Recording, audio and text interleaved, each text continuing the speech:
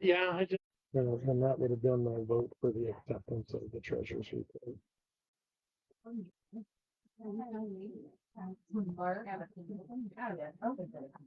And then the audio there from the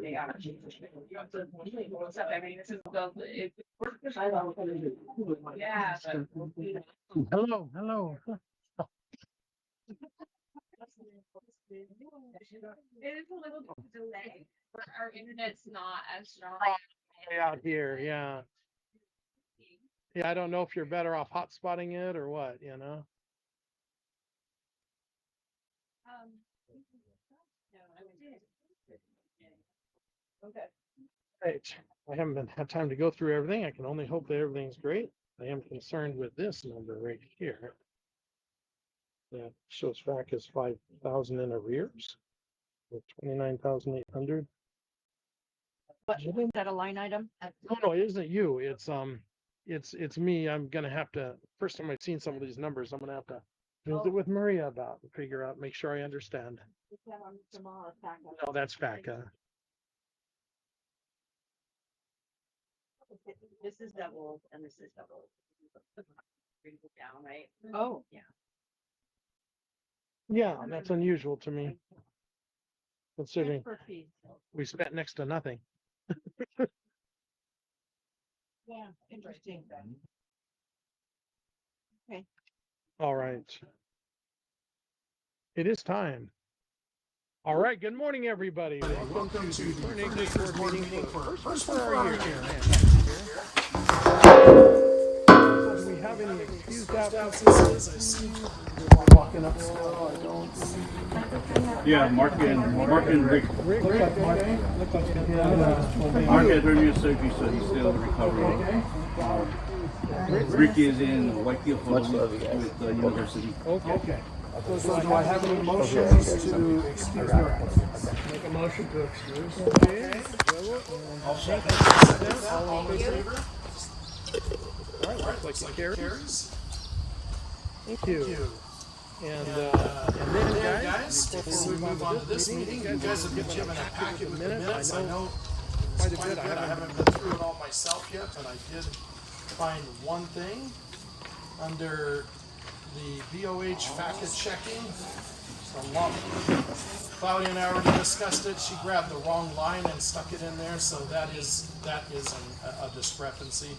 But aside from that, which we can gather from the stuff we have here, but all the same, I want anyone who saw that to realize that was an error.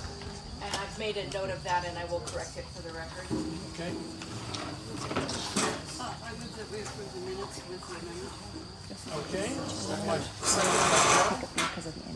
Okay, all in favor of accepting the minutes other than that correction? Hey guys. I see 2, 3, 4, 5. Okay, we carry 6, 7. All right. Now we turn to our residents. Now guys, I realize, and I spoke to a few of you beforehand, I don't know how many people are wanting to speak directly, so we are going to try to limit it to the 2 minutes each. Some people ask procedurally what that looks like. What does that mean? And so I'll cover the procedure really quickly here.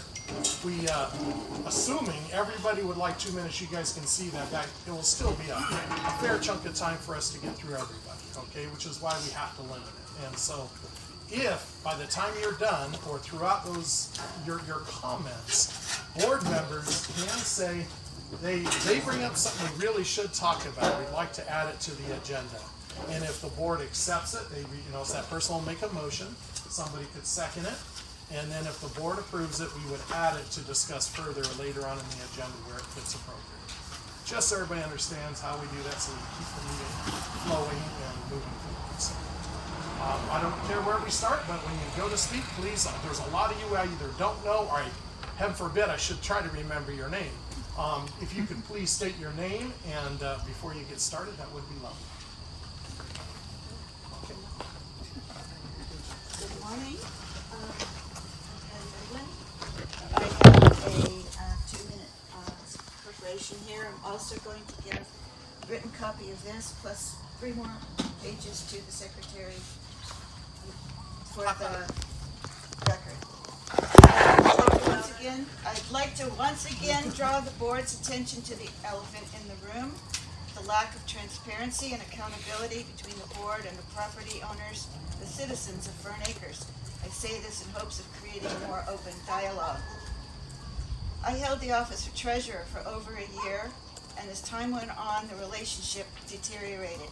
It did so because, in my view, the more I wanted to do my job of overseeing the finances, the more I was denied. There were court documents in my office mailbox pertaining to liens, and auditors of Carbonero CPAs were concerned about our accounts receivables and lien procedures as well. I was never given access to more information, but faced more cover-up, such as the documents are somewhere in the locked back room or in the leaky container. I still have no idea if our liens are properly being administered. I had been given a read-only password to QuickBooks. The office chose to change the password, accusing me of having an ulterior motive to access personal information. The accusations were not made in person, but by innuendo, and justified in a statement by Roy that no one could see any personal information in QuickBooks, and that he would guard it with his life. Just one question: why just Roy? He's a board member. We have more board members. We have officers. Just Roy. I resigned in protest over the president's decision to allow an unknown person, either Maria or a friend, to prepare the 2023 IRS 990 tax form for free over my objection because I wanted the professional firm, Carbonera, to do it, and was given a quote that I and our vice president thought was reasonable. I had asked for the ability to assess this person's qualifications, and overnight, JR had agreed to the free and questionable performance. Are you almost done? He even gave me in a heated discussion that you had better be prepared to back up your threat. I'm just leaving you with two quotes. Roy, I'm an open book. Think about that. And Maria, if it ain't broke, don't fix it. Thank you. Thank you.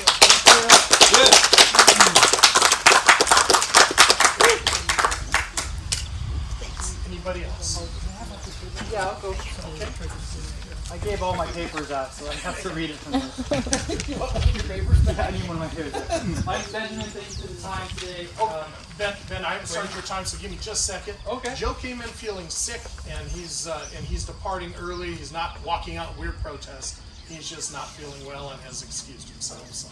Bummer, that's our treasurer. Okay. Feel better. Feel better, Joe. Do we have a second treasurer? No. No. But we will proceed, and everything you guys are recording, and we are taking minutes. We'll get what we can to them as best as we can. Do you feel we can properly proceed on the financial topics? We will do what we can, because we do have printouts, of course, of what we look at monthly. We'll do it on those and have to skip his direct comments. But anyway, you ready to get started? Yes, sir. All Do right, the let's best do you it. can. Fucking bullshit. Yeah, that's bullshit. Red. Yeah, totally bullshit. That's very unfortunate. I'm going to change my saying a little bit. This is very unfortunate. Joe has left. This is kind of the feeling we get and kind of the weird coincidences that happen over this. I'm very sorry for Joe and the way he feels. I hope he gets better soon. To read my paper, we wish the explanations for Mr. Mall were clearer and solved already. We wish the conversations were easier to have, less defensive, more welcoming. We still don't understand our finances and want to. This error has been here since January of last year. We noticed it after Roy provided them months ago, and we are asking about it ever since.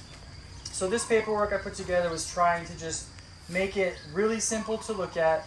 I looked at the difference in the math, and it just shows an unaccounted amount on the very bottom of the table we made for January, February, the year-to-date total, and the remaining budget. So I'm looking at the Mr. Ma side, which is the most money. We just see these two January and Februaries equaling about $11,000 or something higher than that. And then the year-to-date total, it does equal those two amounts. So the January-February unaccounted does equal the year-to-date amount that's unaccounted for, the $13,551.33. And then, so that's a question. The double questions we have is, why is the double payment in January and February? What does the payment mean? Why would a double payment be made? if the labor pay is hidden and the line in the payroll tab says total payroll, why is there another line for payroll?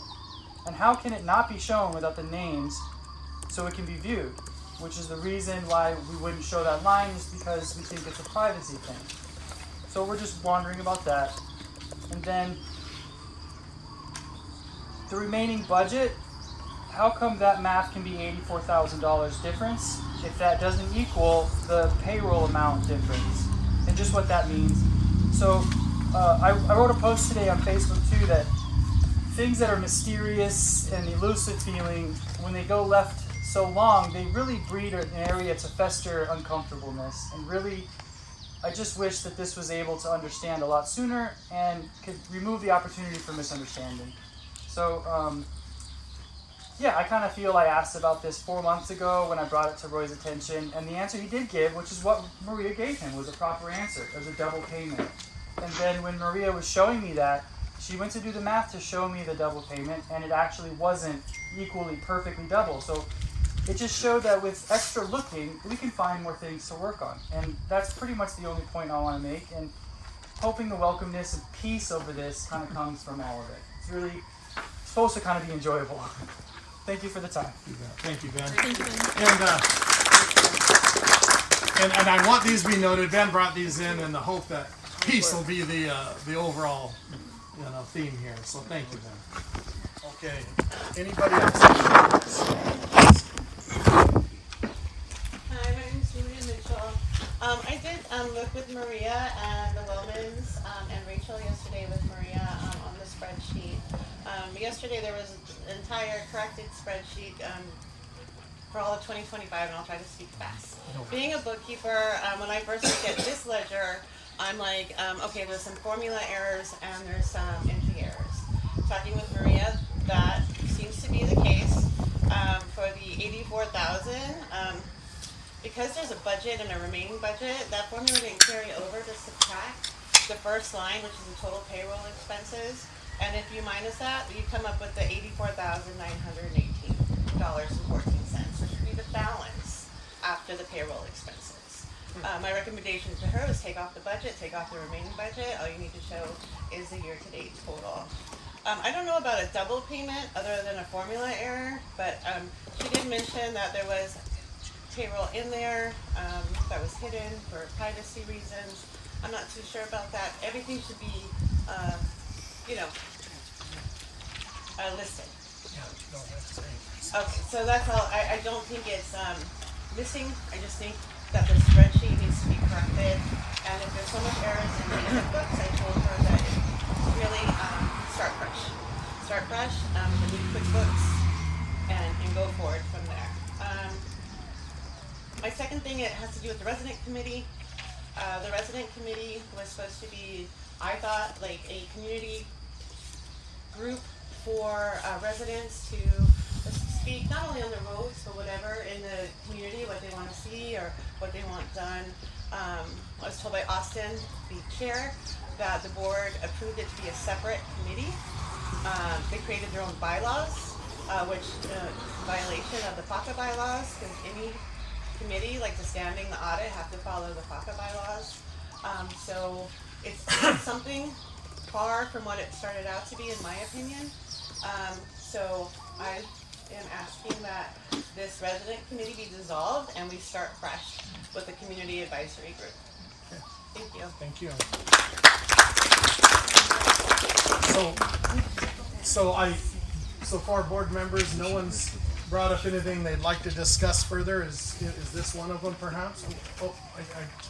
Addressing the board for a moment. You can have your 2 minutes in a minute. Okay, thank you. So, is there anything so far that you have heard that we should add to our agenda and discuss? Yeah, everything. I make a motion that we put everything on the table today. Okay, Objection, so you need to hear from the resident committee before you start acting on it. actually, resident committee isn't part of the board, actually. You're supposed to have somebody come and report to you each meeting. Austin, we'll discuss. We're not done with public comment. I know Okay. you've scripted this because we wrote the letter asking for answers, and now you have your people who are working with Maria and others who are directly involved, not only disrupting our committee, but now suggesting that you dissolve us because we asked about the money. Hawaii Revised Statutes 414D requires transparency. Board members, like the treasurer, cannot be prevented from accessing records on the bogus excuse of personal information. And we all know it. Austin, now we're at a point of order, okay?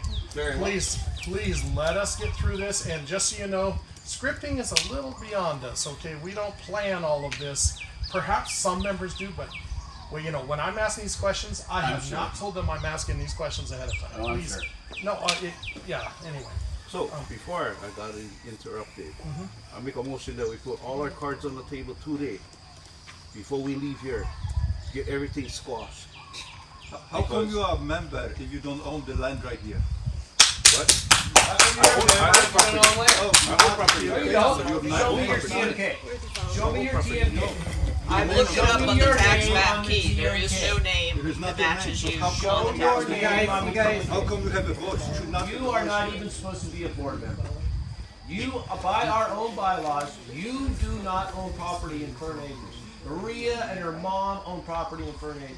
You, by our tax code, do not own property in the county of But I do Hawaii. own interest You in do the not properties own the that property. my None of family it's owns. okay. okay. Point of order, Mr. Chair. His vote would not be valid. Well, You shouldn't be in this position. okay, guys, as a board member just so you or know, on this the is the committee. first I have heard this. Just Okay. read it. It's public information. Okay, JR. no, that's It lovely. was when he got his exception to be on the board. But you're asking me to stop all procedure right now based Yes. on On a just point of order. Yes. well based on Yes. at this I'm point for calling, me it's I'm hearsay. calling Roy's Number two, guys. capability to be on the Number two, board if his into wife question. owns the property, husbands and wives share. They don't. No. It would be No. out of order to allow his participation if his election was We get invalid. one vote per the owner of the property. That's how we vote. That's how we. The bylaws specify a legal owner of property. That means you can go in the tax map key in the county of Hawaii and look a name up. If it's not on there for Fern Acres, not just the county of Hawaii, Fern Acres specifically, they are ineligible to be a member of the community association, and they are clearly ineligible to be a member of the board. Did we get a response from the board on this?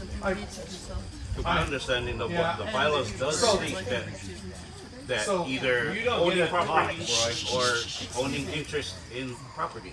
Guys, Legal owner is guys, what out it of everything that's specifies. been brought up, in over the last month, let's say, this is the first I've heard this specific thing. Okay. Answer your phone. Dude, my I would have phone told is- you. I would have told you when I complained about him before if you had answered your phone.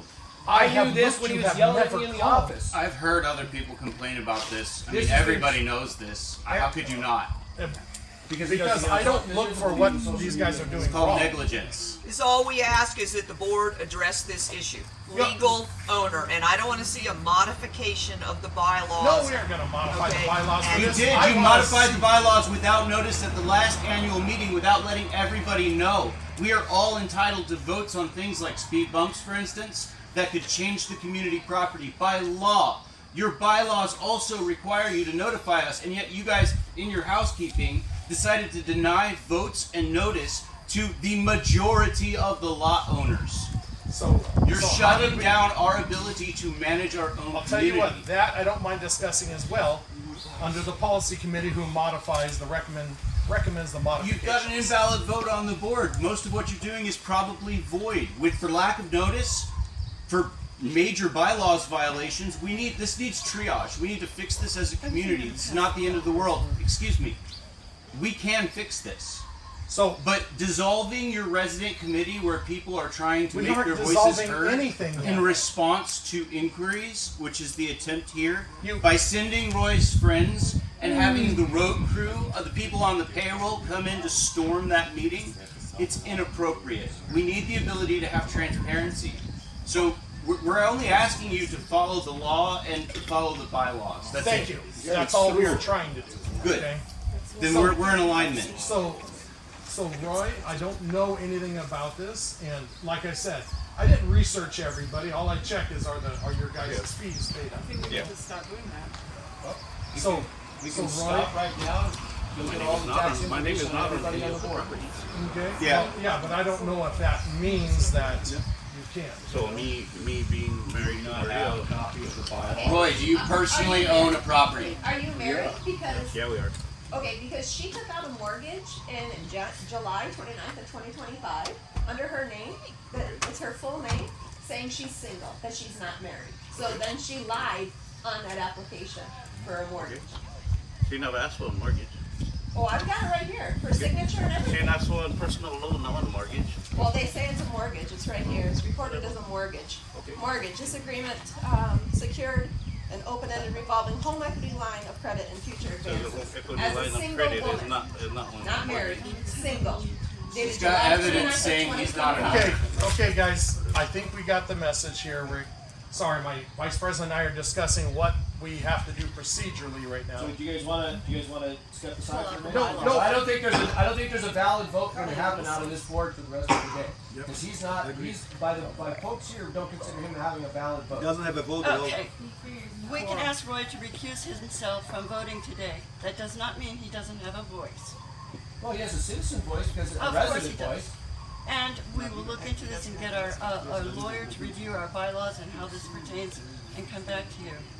But I don't want to countenance personal attacks any longer today. There was Roy no recused personal himself. attack. These are factual. These are factual One questions. at a time. And let's try some community building, not dividing. It's always a good place to fall back. By accepting invalid rule breaking. Well, there is not a single vote that the board has taken that would not have passed without Roy's vote. So Are you I don't sure? think it invalid. Yeah, I'm positive. Okay. So far, you mean the accepting of the minutes? No, I'm thinking more in the past, but Oh, yeah, well, yeah. this could have We're implications. nearly unanimous in every single vote. There's almost nothing that's a close disagreement. If we had something that was 5-4, we would think there's something wrong and we have to go back and look at what we've done. So what about the finances? The Are finances. those all unanimously ignored? No. But also, the residence committee is not a committee of the board. It is a community committee. It is separate from the corporation of Fern Acres Community It's been Association. adopted as a formal subcommittee despite us being an independent group of residents. And because of that, A community committee. we asked this question formally, respectfully, in black and white. Nobody's being attacked. Nobody's. I didn't know that the objections about Roy were going to be raised, but I'm not surprised. Our focus is on the money, right? And we don't know if it's underspending, overspending, misallocations, misbudgeting. We don't know what it is. The only way to get there is to have reconciliations. So that means normal financial protocols. Right now, we have no bank statements to reconcile this against. We really don't have what we need in order to conduct an audit. And so I think it's necessary. We have plenty of money for this. It's worth every penny to know what's going on. And I don't want to accuse anyone of anything, but the obstruction of our audit committee and our resident committee, when we started asking about this, drama started attacking us. I got removed as an admin from our own Facebook group because people who are working with Mr. Roy over here did not want us asking about the money. Mr. Benjamin, who worked really hard on this, Mr. Benjamin, who worked really hard on this, suffered all kinds of attacks and unfair drama against him personally, attempting to suck him into silly things just because he was asking these good questions. And I don't appreciate that kind of interference in the will of the people. This is shenanigans happening. These people have inappropriate relationships with the people on the road crew and with Roy. And all of the records seem to be in the care of his significant other who he may or may not be married to. So, okay, thank you. This is a lot for us not to have answers. It is, and I'm trying to let everybody have a voice. You've taken, I believe, your fair share at this point in the meeting. We'll call that my comments. Thank you, and some. And I see a hand, so let me ask it. It's gonna sound silly, but anyone else like to speak? I see a hand. Go ahead, sir. I created the Susie, you're next. Facebook the first month. Name, please. My name is George Wellman. I was voted in as in the resident committee originally by the community that came together. I was one of the 7 people that were voted into that committee. I suspended Austin, Benjamin, and Layla's admin status because they separated themselves from the community. They made their own bylaws, which were in clear violation of FACA. I removed their admin status, which doesn't say they can't post. It just means they don't have control to admit who they want and who not to. Had nothing to do with the $84,000. It had to do with their behavior of separating themselves from the 7 body, creating a voting system that only elevates the 3 of them to their vote and merely makes all of the residents' votes a suggestion quoted by Austin. I am not okay with You have that. to yell right behind us. Yep, you're right. I apologize. You're right. Lower the tone just a hair. Right. Thank you. I believe that that was the right decision. It had nothing to do with the $84,000. I'm not restricting anybody's voice. I'm simply saying it's not okay for 3 of the 7 to separate themselves, make their own bylaws, their own financial benefits, their own banking system. No, I'm not okay with this. Thank you. Thank you. Okay. And I think Susie? Yeah, I'm Susie Reginald. I'm behind in my road, dude, so I'll admit that's right.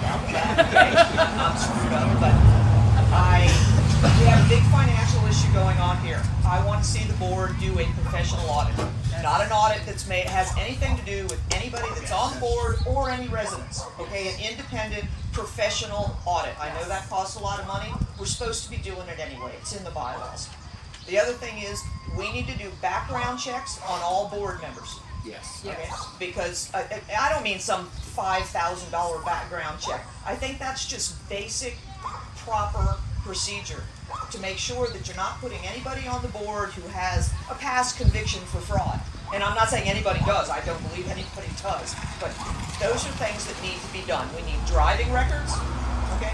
I'd also like to know, do we have liability insurance for our road crew vehicles and everybody that's driving them? Yes. Okay, and have you read what that liability insurance covers? Well, generally, sure, but if you're talking about all that fine print that no one reads? Well, somebody needs to read that. Generally speaking, liability for insurance for operating vehicles precludes anybody who has any traffic convictions. Okay, it kind of makes sense, right? If you've had, and nobody here has a DUI, I'm not saying anybody does, but if you've had a DUI, your liability insurance for the community association is not going to cover that person driving one of the community association vehicles. So you need to do a check for driving record. Okay, and everybody. Unless that says specifically, most of your liability policies still cover, just not major convictions. That's what, but we need to know what they do cover and what they don't, and we need to check everybody who drives a Fern Acres vehicle. The other thing is, it's generally not going to cover a vehicle from Fern Acres used for personal use. They shouldn't be being driven home. They shouldn't be used to drive for any type of personal event or anything like that. It's not going to be covered. If somebody does that and there's an accident, our community association is going to be liable for a lot of money. If somebody gets killed because somebody improperly using one of our vehicles gets in a car accident and somebody's dead, all of us here and the community association are stuck with that. And because our insurance is going to say, you didn't follow the rules. Susie, time's up in Okay, 30 seconds, that's but all thank I had you. to say. So I just want to add real quickly, and well, I just happen to have a lot of background in insurance, and it's kind of my thing. And so I just want to say I did look over those kinds of things. Good. We are covered for everything I've identified we do with them, okay? Including driving them, down to the store or whatever else, and you happen to grab lunch on the way. Things like that, all right, are all covered. That would be driving to the store for Fern Acres business and stopping. Right. Stopping I on don't a see an personal issue lunch. with that because you have to stop and get gas. People have to go to the bathroom. But Things happen. But it does not include towing a personal vehicle. Is that correct? Boy, that's very specific. I would double check that, but yeah. Okay. Yeah, I don't have it so memorized, right? I mean, no one does. I can't imagine that it covers driving a personal vehicle to a private event. Yeah. Okay, those are the type of things that we need, because it's a lot of money if somebody gets hurt for everybody. Yeah, Hank? I'd just like to address Susie's comment. In the past, we have had people that work for the road committee who were unable to be insured. Our insurance carrier would not insure them because they had too many tickets, too many traffic offenses, and we had to lay them off because they were not able to drive. So that does come up and it has been Good. taken I'm care glad of. to hear it's We addressed. talk to the insurance company. If they tell us that someone is uninsurable because of their traffic, then they can't work for the association. Okay, well, I'm glad to hear that that's They been can't done. drive the vehicle. I've never Yeah, seen hold on. any indication. Roy was next. Oh, okay, so Same thing. address the issue of Fernacre's vehicles being driven to personal destinations or using for personal, never. It's never been used for personal use. All right, Mr. O'Leary. Just because of liability issues. Does our insurance cover board members to drive the vehicles? Because if you're a road crew member, you're an employee. But is a committee, a board committee person? I know our insurance liability-wise covers all the board members, okay? So I think the short answer is yes. But based on the vehicles and the purpose for those vehicles, no. Because those vehicles are used for the road crew. So yeah, there'd have to be a would be related basically- purpose, I like mean, he said. like, are the vehicles are like registered, safety and all that Yeah. to be on the roads, right? So Yes. they're insured. So is that vehicle insured for anybody to drive, or just road crew employees? Or you said For the as purpose board of, member? yeah, for business for factory, yes, okay? Meaning if we hire someone for the day, they aren't listed specifically, yes, then we're still the covered. vehicle is covered. Yeah, we can actually do that up to 30 days per activation, if you would. So in other words, we hire someone, we have up to 30 days to get them included specifically on the policy. Do we have driving logs? I'm sorry? Do we have driving logs when you check out the car? Oh, logs. Yeah. Oh, I don't. yeah, every day. We should have Every those. vehicle that goes, what is that? Speedometer records. It show you when you're leaving, what time out, They where service. you're going, destination. Well, not times, but they do record mileage on these vehicles in and out. I get Stuart. He's one of the main guys that does the paperwork every morning, so he can speak to that. Okay, Stuart, you want to say something? Just on the checklist, we do check them every day that because I'm Stuart, I work on the road crew, I live on Primaria, and we do a checklist. We check the oil, transmission, and we take care of the odometer, the mileage on how much we drive per day. And then also we have a gas log too, so we record everything that we put into the truck, into our weed whackers, into the lawnmowers, and even on the tractors for diesel and stuff like that. So we do have a checklist on that kind of stuff. Thank you, Stuart. By the way, our road crews, I greatly appreciate the work they do. We have the best roads. We say thank you and everything. We always enjoy the comments that you guys, saying thank you. Yeah, and before I turn time over to her real quick, and then I'll do you after that if you just remind me. I just also. I'm sorry? Yeah, no, I was actually pointing. Yeah, she was raising her hand. Oh, okay. Gotcha. You guys are wondering, I look right past. Yeah. Okay, and I just wanted to say, as an insurance guy, I wish all my clients were as dutiful about marking what they were doing and when on things outside of normal usage. So over here, please. Just quick question, where are those logs kept? Are they kept? Oh gosh. They keep the logs in the warehouse and they turn them into me every month. So does the board get to look at them? If they want to look at them, they can. It's all readily available for them to look at. Just stupid question. Shouldn't Just those we're logs curious. be available at our community association office to look at by a member at any time they choose to see them? Well, although that doesn't say that, it's one of those things if people really want to look at logs, I guess. I mean, okay. It's the law, 414D, all those records have to be available to us. Yeah, well, okay, I'm just saying, I did say the words, if you want to, okay. So they are available at the office, or they will be in the future? Well, yeah, we've never, I'll just admit that in spite of us keeping it for as long as I've been here. That's the whole idea here, is to try and figure out what we can do better, right? It's not to tax individuals. Okay, yeah, let me give time to her real quick. Just go ahead. My name's Misty Wellman, and we moved here in 2019, and we were promised when we moved here that the end of Plumeria was the next to be paved. And when it got chip seal and like gravel put on top of it, I'm like, this is their pavement that they're gonna put down? No, that was beginning of 2020. I'm not exactly sure when Roy took over, but I can tell you that since he's been in charge of the road crew, that our roads are phenomenal. The potholes are fixed as soon as they can be, which is very quickly, in my opinion. I've never been on a road crew, but I drive these roads 8 times a week, going back and forth to work. And the other thing that I wanted to address is I did look at the spreadsheets, the fixed ones and the errored ones, which is on the sheet. And what people seem to be glossing over is that it's not showing a deficit of 84,000. It's showing an excess. If somebody was going to steal money, they're not going to show an excess of a budget. Everything in every column is coming in under budget, and nobody seems to be addressing that. Yeah, it's okay. Thank you. And I'm just barely. I'm no CPA or anything, but I know how to read a spreadsheet. Everything in every column is under budget. Thank you. And so I'll speak to that really quickly, and then I'll move to, I think it was Richard next, and then you next.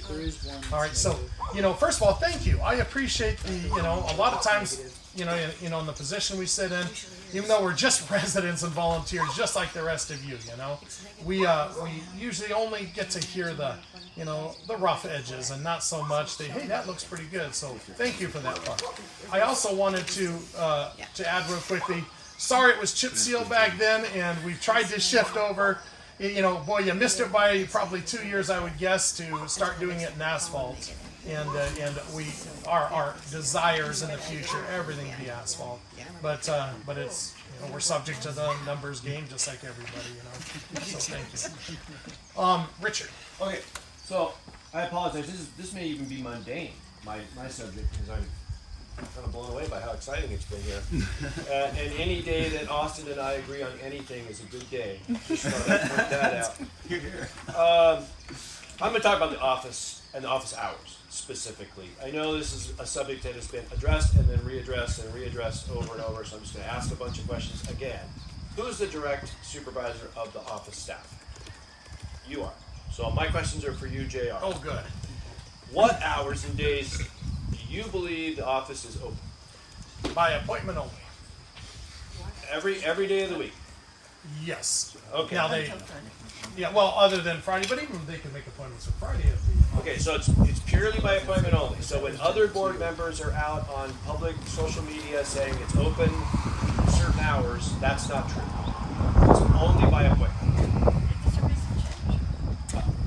I understand, but since the recent change, it's also been mentioned on social media multiple times that it's not changed. So, even signs were bought to say by appointment only. I understand. So it's by appointment only. So, the roles and responsibilities of the office person, is that kept by you then?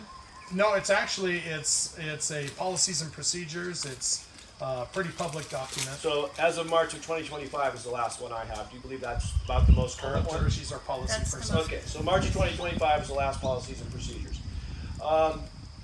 How does the office person give you their list of daily responsibilities that they've accomplished? How do you oversee them? I'm not micromanaging them like that, no. Okay, so are they doing a time card? Well, of course.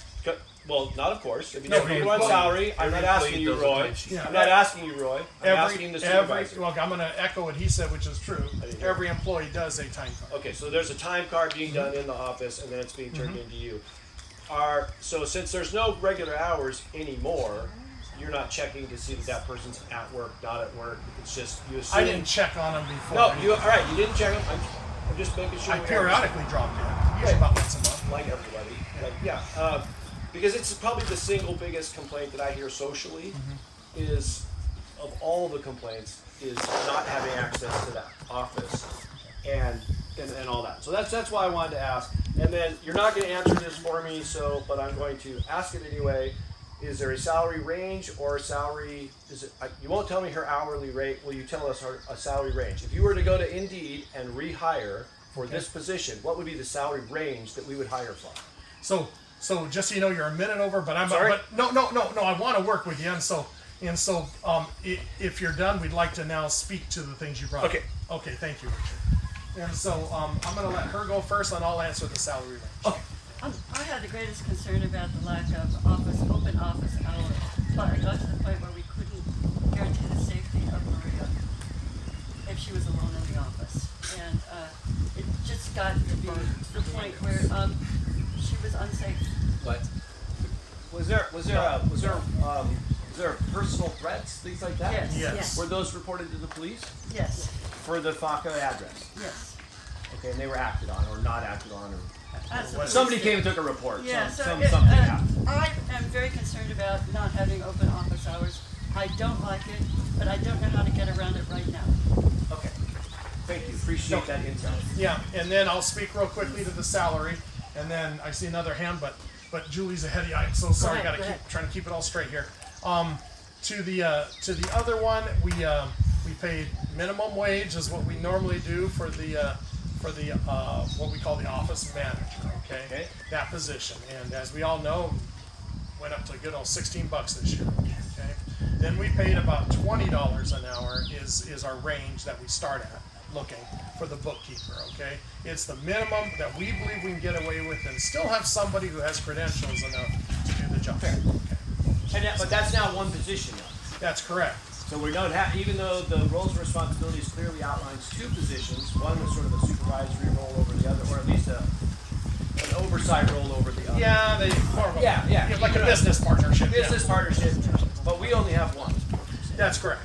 Because So are of we the combining those? difficulty Did we in combine those finding. salaries? At the time, we could not find. It was either take one or none kind of a circumstance, and I hate to say it, guys, the wheels, as they say, the show must go on, and so we did what we had with what we had. So did we combine those salaries and responsibilities, or are we just doing without? Let's just say I think we're getting a bargain by combining in a certain way. All right, guys, we have been very fiscally minded. Those of you that have taken the time to look close. I'm not saying you haven't been. No, I'm just pointing out that we aren't just doing it willy-nilly. We're doing it in a way that's a benefit to the community. Can I clarify this? We have one employee. We have one that works the office. Is there any other employee that works for Fern Acres other than road crew? No. Okay, so it's one. So we do no longer have an office manager because we don't need an office manager if there isn't a staff to manage. Right. Correct. So we should be looking at a bookkeeper salary, period. And That the is bookkeeper, something that's great to consider. We hadn't gotten that far when we closed the office out. because combining the two is not appropriate if you're using the higher salary. Okay. Well, thank you for bringing up something that would be good. And I see her pen is smoking over there. She's writing notes. Okay. And I'm so sorry. I've got to go to Julie, who I promised next. So, who's in charge of making sure that the fact that vehicles are up to date with registration and safety? Because they are not. The police officer let me know that all of our vehicles are out of date and will be getting ticketed if seen on the road doing road work because it is county roads. It's not an excuse that our vehicles should not be up to date. There's only one that has a current safety. The registration is expired. And the other ones have been expired by a long time. And the officer just wanted to let you know that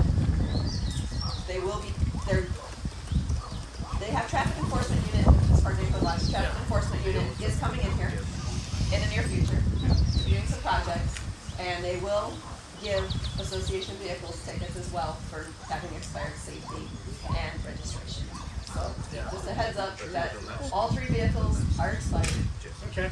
And they No, will that's be good to dropped- know because, dropped here. again, guys, yeah. And I mean, it's not like, one of them, the safety expired April 2023, and the registration April 2024. Yeah, and I'm not trying to throw anybody under the bus other than the ones who look at it the most. I would say probably our foreman, probably, you asked who's responsible. That's probably where I hang it, but I have nothing that says it really is. Yeah, so they're gonna start getting tickets. They're asking what vehicles. Yeah. Okay, so Are they back there? 798, safety expired April of 2023, registration April of 2024. 168 HEN, safety to halfway of 5 descriptions, like what? Yeah, 'cause I don't know, they just gave me the plate numbers. Okay. ZGX 754, safety expired 3 of 2025, registration 9 of 2024. So one is the yellow one, I know that, that they've seen on the road. And that You one's don't see separate. the yellow one. The yellow truck's dead. The truck I don't never know, runs for 3 this years. is coming from the police department. And one is a Dodge and one is a Chevy. So I will. Are the trailers We get the Dodge and the shit. I don't know, they didn't check the So we trailers. don't run the Dodge right now. So yeah, I think Got the Chevy. Roy will follow up on it. Right now. Because that's Just what I had have a on the board that statement would do that. previously that all our vehicles were current. They are current insurance. And if they're not current, no, their insurance is current if they're not registered and safety. Okay? Well, The insurance is not gonna cover it if it's not registered. It's, But yeah. we're not clear if these are vehicles that. I understand. Are just sitting But around. that should be on a list from the road crew log every month presented to the board, so we should all know. Okay. I don't agree with that last statement you made, but thank you. I just have a suggestion about office, because I've always, thought that the office could be open also. What about incorporating volunteers, having somebody say, okay, I can work 2 hours answering phones. I can answer phones for 2 hours this day, this day, this day. Why can't we do that? Why couldn't we do that? That's a, go ahead. Yeah, I was gonna That say, way we have safety. because that's the, Safety in numbers, you have. At times in the past, before I came here, I know people have done that at different times. We already kind of have that as well. Roy volunteers, he doesn't get paid to be there. Right. He volunteers as well time to help with that as well. So I think we'd be open to that. What we've told people in the past is please submit your name and submit your, any experience you'd like us to know about what you know how to do in the office. And submit it to the office. I know it's make an appointment, but they do still check emails every day and voicemails as well. So submit it to the office and let us start doing a little follow-up with that. That just helps the community. No, it's and, lovely. Just have somebody answer the phones. I love volunteering. So thank you. Volunteers would be, have somebody have that, as a, make sure that's service. Okay, Ken. Hi, my name is Ken Martin. I live on Coffee Street. I think just to ask one question today. Has an audit been ordered for the books? So there's, of course, this is a, it's almost tough to answer this one a little bit because there's different levels of audit, okay? The audit that I've been hearing the most today is the in-depth, deep one that costs a pretty penny, okay? And so that one, according to our bylaws, is done every 5 years. And so the one has not been ordered yet because we are not up for that one for another 2 years. So You audited the wrong year though last time. no, that's only if, because by going after the year, they I'll call it like a reset button for us and help us to bring everything together. And that's how we could identify dollars that were actually stolen by them doing it. You're asking us to audit the year prior as well. By doing the audit of that current or the year after, that kind of brings in the information up to date so that we're good to proceed from that point onward. To do it in the middle of it all would have then said, now we need an audit for the next year so we can do that, start from here on. I'm sorry, that doesn't make any sense. Okay, I'm sorry, but I saw. Reclaiming my time. Yeah, reclaiming his time, that's what I was Sorry. like. Sorry. Just a follow-up question. There's a rumor that the treasurer does not have access to the books. Is False. that a correct rumor? It's false. Okay. I have him on a recording saying he does not have access. The former treasurer is here and could probably tell you how her access. She did earlier on her time. Yeah. The executive board does have access to QuickBooks at any point in time. And he's a member of that. It's called the executive committee, but still, he's a member of that. I've served on several boards. I'm familiar with the structural order of the board. So the treasurer should have been on top of, if this has been since January of 2025, is that what I'm hearing and understanding? Even earlier. It should have been addressed a lot earlier than now. Okay. If an audit is what it takes to clear it up, it needs to be done regardless of whether the 5 years is up. I agree. By someone other than friends of the family. Yeah. By someone other than friends of the family. Yeah, someone unconflicted. We also need bank statements to go to the treasurer on a monthly basis. Yeah. And those need to be available to the Fern Acres residents also. Because these numbers mean nothing if we can't or if we can't reconcile them with something else. It's also the first way that nonprofits and community associations get ripped off is the bank statements aren't there and everybody's really casual because, you know, it's a community association. You know, it's like nobody wants to give Maria a hard time, but they need to be presented. Susie, I'm sorry. We're going to let everybody have their 2 minutes. So you can't give you 2 every time in between. Okay? So thank you. Patty, you wanted to comment? Our bylaws say we get a full audit every 5 years, but at the close of every year, we do a certified review by an outside accounting firm. It is not done by members of this organization, this community. And so the certified review for 2025 is coming up. And we don't close our books for about 6 months because it takes that long for everything to settle, the 990 to go in. And so certified review will take place at the close of every year. And then on the 5th year, we do a full audit. How do you select, what's the mechanism by which the board selects that outside auditor?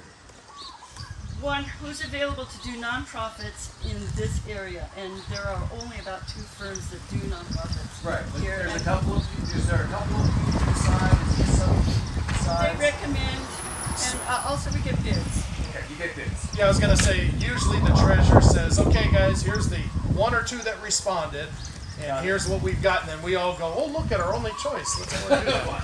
Fair, but I'm just asking what the process was, whether it's just somebody in a Rolodex. I know they don't have Rolodexes. Yeah. Okay, and okay, go ahead. Just real quick. Christine, and I have one statement. I hear a lot of concern, and I get it.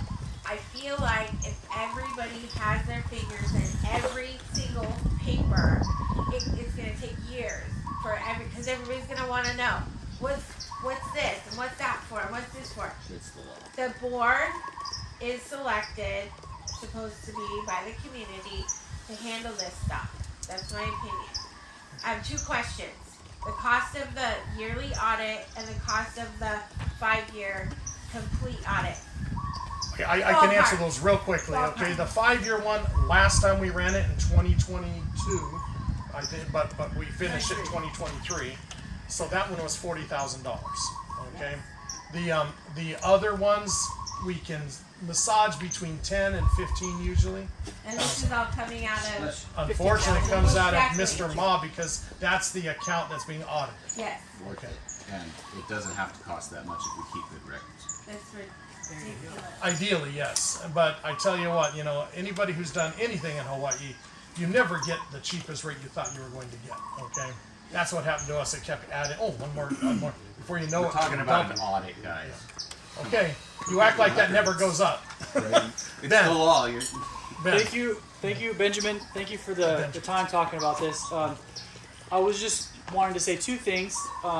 The board is only voted by the people who pay the extra $35, and for some reason, that's the rule, which doesn't seem fair. But I'd like to understand that process more, and then I'd also like for you to speak on why that last audit cost $40,000 and what we've changed since then to make it not happen again. Okay, I'm gonna put a pin on both your things, okay? Because in the interest of time, and that's because, guys, we have talked about this in the past. Yes. We've talked about it quite a bit in the past. Why it went from an initial estimate of something like 22,000 all the way up to 40. Okay, and so to go into it again is we're starting to get a little redundant on that. Can I just say that it was because we didn't have our paperwork on record? We haven't really got it on record before, so everybody can see it, and maybe it won't come up again and again. But we didn't have our paperwork together, and I want to know we're doing something better from now on. Well, that we're getting to the point that some of the members can read what's going on. Already tells me things are better because when I first got in here, it was like, what in the world? And that's why we had to do an audit at that point. It's like, when's the last time this audit was done? Let's get it done. I was the president. That was one of my first things we did was do that first audit, knowing that we had terrible discrepancies the year prior. That we needed to, for the bookkeeper to do her job, needed to find a way to, thinking of the word in Spanish, needed to resolve those issues so she could, with a better book, proceed from that point on. So hopefully that also answered a bit of Austin's questions why 2022 instead of 2021. No, it actually looks suspicious. Weird. Okay. Totally inexplicable. Julie. Real quick question. How come the finances stopped getting posted in the newsletter? For years and years and years and years and years, every year, the finances, the balance sheets were posted in the newsletter, and then it stopped. Yeah, I'm just Mr. gonna. Ma budget is in this newsletter coming out to you Okay. any day. Okay. And that's So the it's back one- again. It's the January newsletter that gets Okay. the Mr. Ma budget in it. Yeah, I was gonna say. I thought it was. Let me look to her. Yeah, last We year want it to was. pause a minute for some of these people to get out of this one. Okay, thank you. All right. I make a motion that the board learn how to control the sun. Second. Declined. I second that one. I'd like to form a committee to address Form a this. committee. I get back on Again, the committee of the sun. It's very quick, 30 seconds. Okay, okay. I'm gonna give you a moment and just let them settle, and then I'm gonna give you 2 minutes. Tomek, here, So, Tomek, go ahead. Yeah, I do have a question. So if this office open by appointment only, and we paying the office staff by appointment only, so if she's working at appointment from 9 to 11, she only got paid 2 hours for that day, correct? Well, go ahead, Roy, because I don't know if I'm 100%. Okay. Part of the reason why the office gets closed is because you gotta do deposits. And you know, like the policy says from 8 o'clock, but the only bank that we get, the closest bank that we got to here is KTA. It's in Quaynacole. If everybody know about the school traffic, work traffic in the morning, you gotta leave here before 8 o'clock, or you ain't getting there by 8 o'clock. Then you gotta hope that the line number 20 people deep before you can get to make this deposit. That's not an answer. It's not Wait, the answer. I'm not finishing. My question is if it's by Okay, appointment only, yeah, so and I make I'm- appointment tomorrow, let's say on Okay. Monday, between 9 and 1, okay? And I got a question, and I spent 1 hour only. She's got paid for a 1 hour, correct? No travel, no anything else. If okay, the thing No, about yes or no? so you get paid for being in the office, Yes or no? Got paid for 1 hour only. not for 1 hour only. So why? So what? Like I was trying to. She explain. got an appointment Like with I was, me. yeah, if you get an appointment, we're gonna be here. She can be there for the appointment. The reason why we close the office is because No, sometimes. I am not asking why you guys close the office. Well, I people only- complaining about why the office is not open. So I'm But trying to that's explain not my why. question, Roy. That's Okay, not- I so asked she you. gonna get paid. She gonna get paid based on the office being open for your appointment. Yes. Can we ask the office supervisor the same question? So like Are you in charge of the office? I'm not in charge of the office. So why you answer the question? Yeah, Because I please. volunteer in the office. JR is the one who needs to answer Nothing this in the question. policy, nothing in the policies and procedures says that board members volunteer in the office to supplement the job of the office person who's paid. Nothing in here says that that's acceptable. Also in their household. It also Nothing in doesn't here. exclude it either. Okay. Conflicts No, of seriously, interest. guys. That's If we're that's to play the nepotism, game conflict of interest. we can't do something because it doesn't say it in policies and procedures, then nothing gets done except those specific. This is why there should be nepotism rules, because you can't possibly think that's good policy. Is that how you run your office in your business? So I'm getting hit with a bunch of questions at once. I want to answer you opened up Tomek a real can of quick. worms. Okay. Lost my flower. All right. I got you. So yeah, thank you. So anyway, to answer Tomek's real quickly, I'll try to do it real quick. The short answer: she gets paid for the time she's putting in the office. She also gets paid for the work she's doing, whether she's in the office or sitting at her home computer. Or on the beach. Or on So the is she drawing a salary or is she paid hours? If that's what we believe. So she's a salary or hourly? She gets paid hourly. And it's That's a controlling her time. conflicting. That doesn't make any sense. She gets paid for the hours she's in the office, but she also gets paid for just working randomly. She gets paid for work. Then how are you justifying the random payments versus time spent then? This basically sounds like she gets to claim an entire day if You mean she other than the timesheets? You mean, is because that's she the is timesheet. she clocking in, working from home? Yes, that's the timesheet. If there's record of it, then it needs to be transparent. I think that's the biggest thing I can take from this meeting today is you guys lack transparency in every single facet. And that's what's causing this division. Your record should be accessible. Everything should be accessible. No, not everyone is going to want to read logs. I do. I love digging into rabbit holes. The fact that you have a separate paid voting tier is more than likely illegal.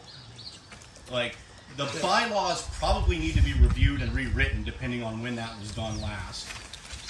This sounds like, I've been to 2 of these meetings and both of them have been absolute clown shoes. Okay, thank you. Did your hand was up as well. This is the other thing. This is part of our community, and our office manager, who's probably underpaid, I'm not calling anybody out for that, I don't know what she makes, but the fact is all the crap that they have to deal with here, and the board, for that matter, being volunteers, she doesn't feel safe. Like, is that not a concern for people? Like, I'm sorry, if I was the office manager and my husband was available to sit with me, he'd be there.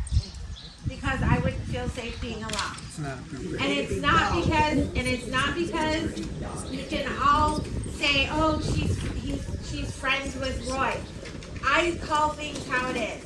The fruits that are coming out of the office should be concerning to everybody. Not the behavior, but the behavior of the community towards the one person that's trying to do well by our community. Thank you. And so, I'm not certain between you two. Really? You raise your hands first. I will wait. I can wait. Okay. Office. Benjamin, go ahead. Because when the other one's in there, he's not doing well by the Benjamin, I just feel that the transparency concerns ruffle a lot of feathers. And to think that we can play victim by how people feel unsafe, it's motivated by the way we're being treated, by how we want answers. We come in, I asked Roy 3 times directly to his face for an audit appointment. And nobody told me I had to ignore him and go to Maria to get a proper request for an audit appointment. Every time it seems like it's uphill to get this transparency. And I feel that that motivates a lot of distrust and anxiety. And this anxiety can be solved with open, welcoming transparency that we're asking for. So to think that somebody's unsafe, it's probably because they're not getting the proper treatment to the community. And it's just a consideration. Thank you. Susan. Okay, we have an office that has bars on the window and locks on the doors. I think it's appropriate for somebody who's an employee to work within that office. They can keep the door locked, and they'll open it to let you in by appointment, okay? They can look out the window. If somebody is threatening Maria, we need to file a TRO against that individual and prevent them from ever coming on the community association property, because she should not have to have threats. But we have threats in board meetings. I listened to one the other day. I'm sorry. Anybody who's cussing, dropping F-bombs at a board meeting ought to be banned from, and not just a board meeting, an association meeting of any sort that's official, should be banned from attending the meetings on anything other than a Zoom link for a year. And if they call somebody to go out in the parking lot and have a fight, they should be banned from meetings forever. Okay, that's just, nobody should listen to threats like that. Nobody, none of the board members should have to hear that, and Maria certainly shouldn't either. But we've got bars on the window. I'm not safe is not appropriate. Put a camera up there. Okay. Yep, exactly. Okay, then end of that. Austin? I agree with what she's saying. There's no room. We've tolerated some really bad behavior, and so there's no place for threats, no place for disruptive behavior. However, I've noticed a really troubling pattern where when oversight comes along, and for those of you who don't know, I'm the chairman of the political party, the Libertarian Party of Hawaii.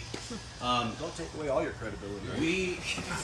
I've dealt with some pretty contentious situations and dealing with government transparency and organizational transparency, and I see a lot of people play victim when that happens and get really nervous and start blaming those asking for transparency and characterizing them falsely. So I just want to second that.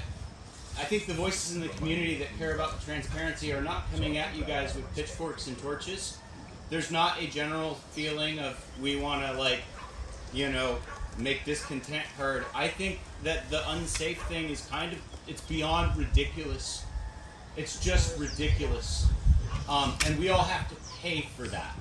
And it's nebulous. And I think that it's being characterized kind of like they're under attack, when in reality, the community supports them. And I would just leave it there.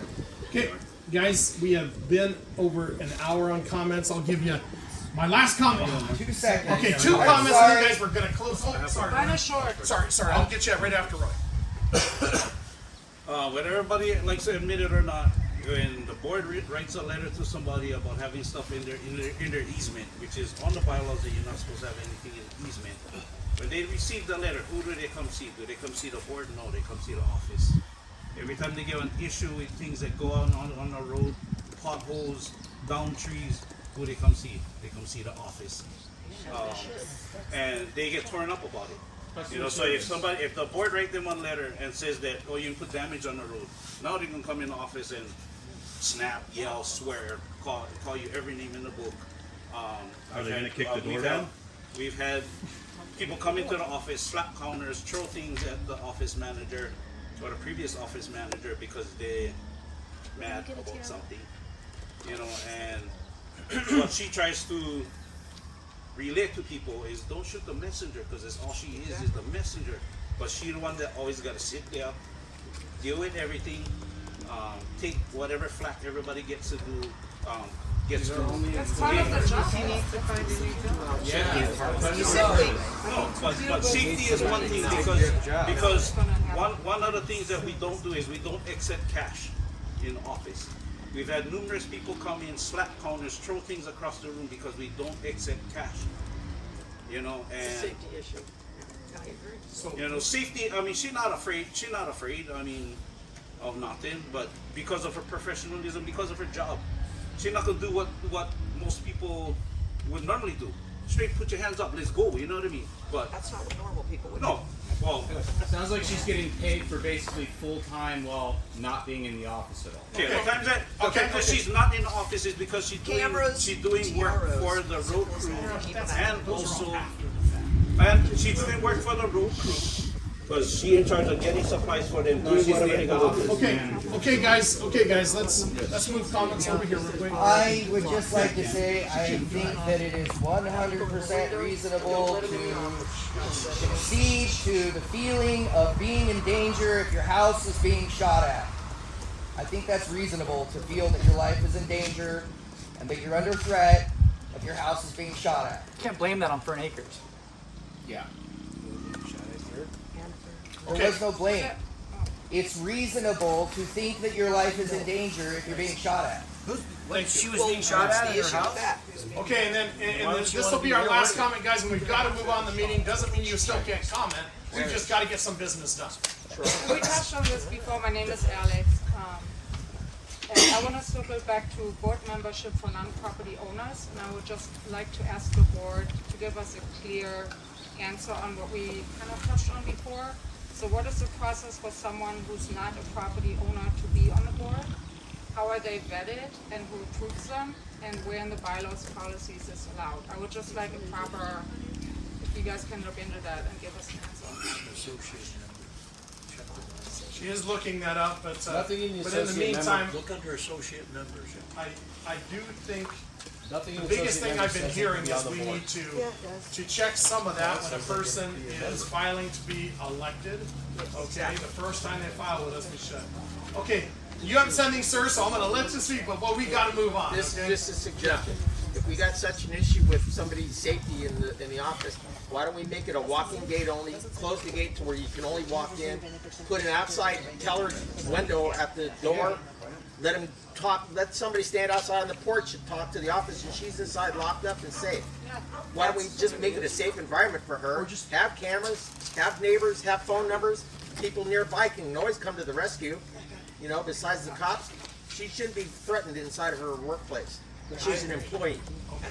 We're supposed to have 2 employees there, but we're paying one double, and then she gets to stay home because she doesn't feel safe because there's no one else in the office. We're not paying her double. Guys, for those of you that are asking about people who aren't property owners and whether or not they can be members in good standing and things like that, just because I'm not going to sit here and read all the bylaws to you guys, I'll encourage you to look at section 3 under second page of the bylaws. What is that? Can you tell us what the section is titled as? It's going to involve associate membership. It'll talk about how we can use people in that category. But I just want you guys to have ammunition to look on your own and see if that fits. Patty, I'm moving on, Patty. I One got simple to. thing. I already Very gave simple. you 2 minutes. Yeah, and you gave a lot of people a I know, minute. but just at want some to point I have to mention- draw the line. Please, JR. Okay, Please. go ahead. Look, about Maria taking vehicles, going to town, doing the banking, all the standing in line. There's an option, it's called mobile deposit. I approached her with that before. It does cost some money, but so does going to town. Costs a lot of money. Your turn, Roy. Okay, we looked into it. And Yeah. when you gotta do 200 or 300 checks at a time, when you take these deposits to the bank, even they once have a year problems you do with that that. automated system. I'm not doing They have to run them to Most banks multiple are free if you use mobile deposit. So she's not going every day. It's just once a year. I deposit checks for a board in Hilo, Once a week. and it's free deposit checks. Okay, guys. Okay, guys. I apologize if anyone feels hurt that I'm moving on, but we have to. Okay. So normally at this point we go into a treasurer's report. Okay. We have these here. I'll put mine up here for anybody who wishes to come look at them and read through it without. Okay, and he left his actual treasurer's report. Lovely. That's so great. It's May also. I look at that? For now or later? Well, usually not in the middle of the meeting, but here, I'll let you look at mine. And, If you need it, I'll look at it after. no, I don't need more. I already glanced through it. I already have some questions for Maria I'm gonna ask later, so please. Anyway, guys, but he's not here to make his normal report, so I'm gonna bypass that and just encourage anybody who has an interest. Ben has my copy. I get 2 more copies over here if anybody wants. Okay. And then I'd like to move to the road committee. Roy, that's you. Okay, so we had a meeting on Wednesday. So there's a few things that we brought up. One of which was the use of the old speed bumps that we used to have installed on our roads for the safety of our road crew, because people driving fast over the speed limit as they're patching roads, fixing roads, cutting roads, sometimes at like 50 miles an hour. So I told them we might as well utilize those because they're just sitting in the back there. Put one in the front of the truck, one in the back of the truck. So if people do drive by, they go and hit those speed bumps. Because in the past, a lot of times they almost get run over. You know, and some people have no sense of, I see the truck on the road, I see workers around, but I still will drive as fast as I possibly can. And you know, what a lot of people don't understand is that me as a road chairman, if somebody get run over out there, my road crew, I'm gonna have to go to their families and say, I'm sorry, but your brother not coming home, your father not coming home, because he got run over on our road because people are not driving the speed limit. You know, so for their safety, and I cannot understand how people don't consider that it's a road crew, because the last trailer that we purchased is a black trailer. You get yellow and red markings all over the trailer. It says road, Furniture's road crew. I don't understand how people cannot see them and slow down just for that short period of time, so that they can stay safe, do their job, you know, and everybody's happy about the job that they're doing, you know. And my concern is just their safety out there while people driving off on the road. Roy, just to clarify, it's the rubber temporary speed Yes, bump. it's a rubber temporary one Just that so was everybody's installed. on the It same- was installed years even before I was there, but community members don't like them and then rip them out. So we ended up. What do you have to do? You take them out. You put a stake through them, or just set them? We just sit them on the set them ground, before and way in after. the So front, the way people in that the are back. people that are complaining that there's new speed bumps going in. So they're not. that was They're the just whole temporary that was speed the whole bumps. hoopla about the speed bumps. So because that's the answer. The answer is the answer is for the safety, safety it's a good deal. of the road crew.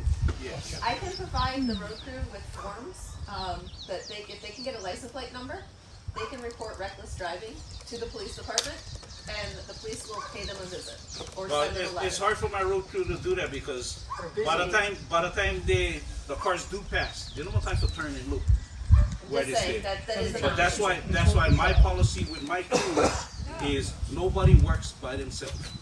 For the simple fact that if somebody run you over and they decide to leave, they're not gonna wonder why you're not coming back to the office in time. So What else? So for the road crew, the other thing that we did is We had a pile of rubbish that we pick up off the roads, all of our roads, over the past year. It's about 10 tons worth of metal, about 15 tons worth of trash that we pick up off our streets. I worked with one of the recycle companies, came in, bring in the bin. As long as we can load them up, they haul them out for free. So we haul out about 30 tons of metal.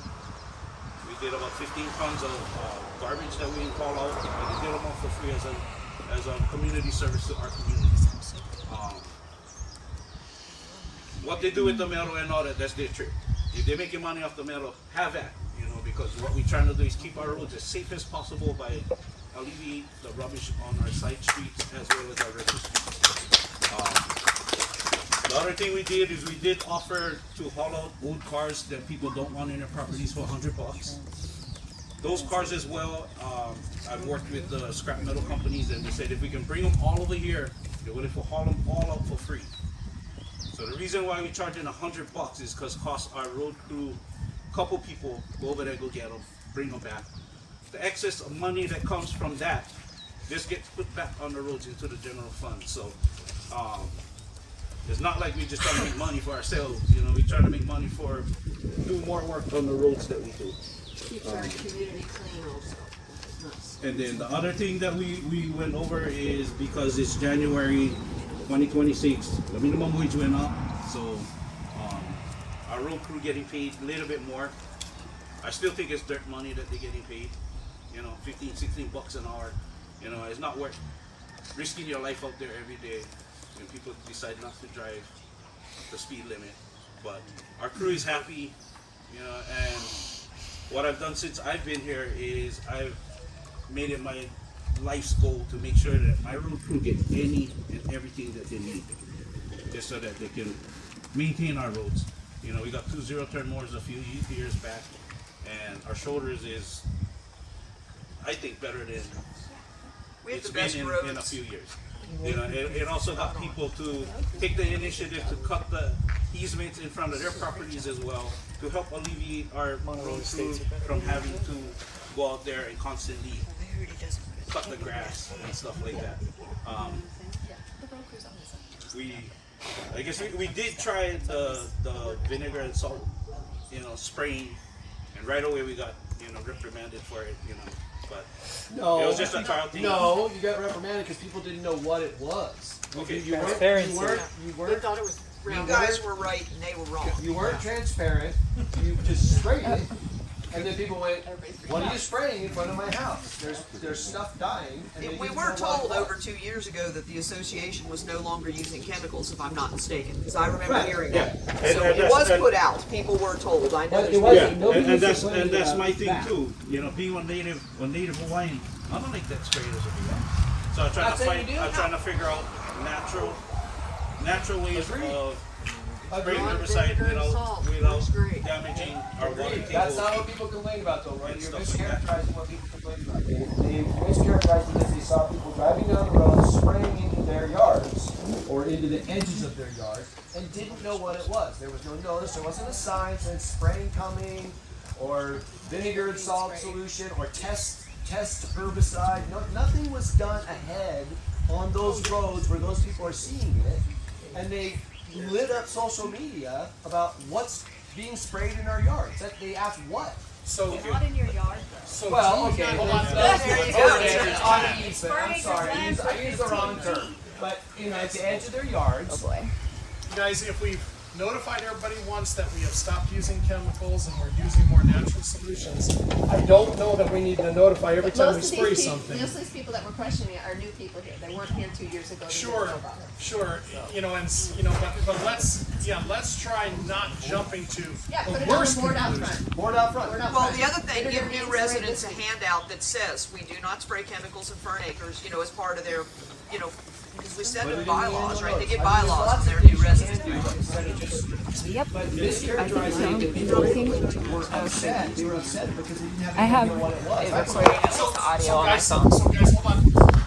Let's let Roy finish this. Sorry, Ben, hold that please. We're gonna let Roy finish and then we'll talk about anything he brought up. Go ahead, Roy. Okay, so the next thing that we did is we talked about purchased some of our unused equipment back in our warehouse. It was brought up by the treasurer. It was on the little committee as well. Because some of the equipment that we do have is not made for what we need it to be done out there.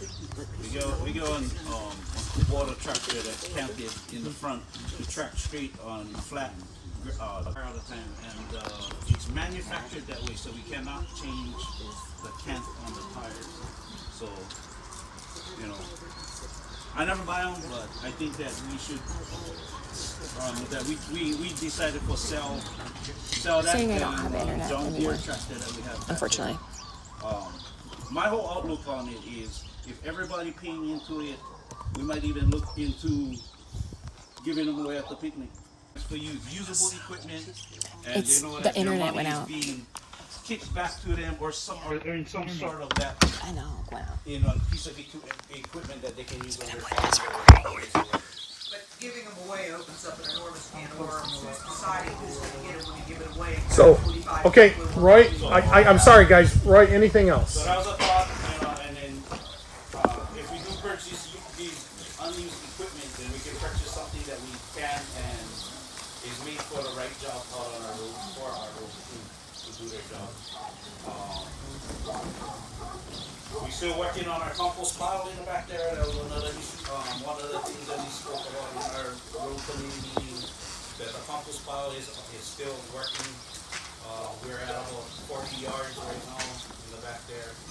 And till today. Let Roy finish his, yeah, I'm so sorry, we're gonna do all the public questions at the end of his report. No money was spent by the association for that compost pile. I donated materials to that compost pile. The community is welcome to donate their green waste to the pile as well. Did we buy a shredder? Keep going. So what it is we bring in everything over here, and then we're probably gonna rent one shredder for shred them down, as opposed to buying a piece of equipment, because everybody knows that when you do buy a piece of equipment, you're in charge of maintenance and all that stuff. And I don't like pour more money than we need to into this equipment, even though it's for the betterment of our community, that we can get recycle our own green waste that we have for use in our own community. I wouldn't want to put an added expense to our you know, our road budget. Okay. Our money belongs on the road, not really. Okay. Anything else? Okay. Now guys, yeah, sorry if I started shutting people down. I realized you guys had requested, and we had adjusted our procedures during a meeting so that after a report, I'd open it up to the public to then ask questions, okay? So that's why I was like, oh, let's save those. Yeah, so I see a hand up. Go ahead, Benjamin.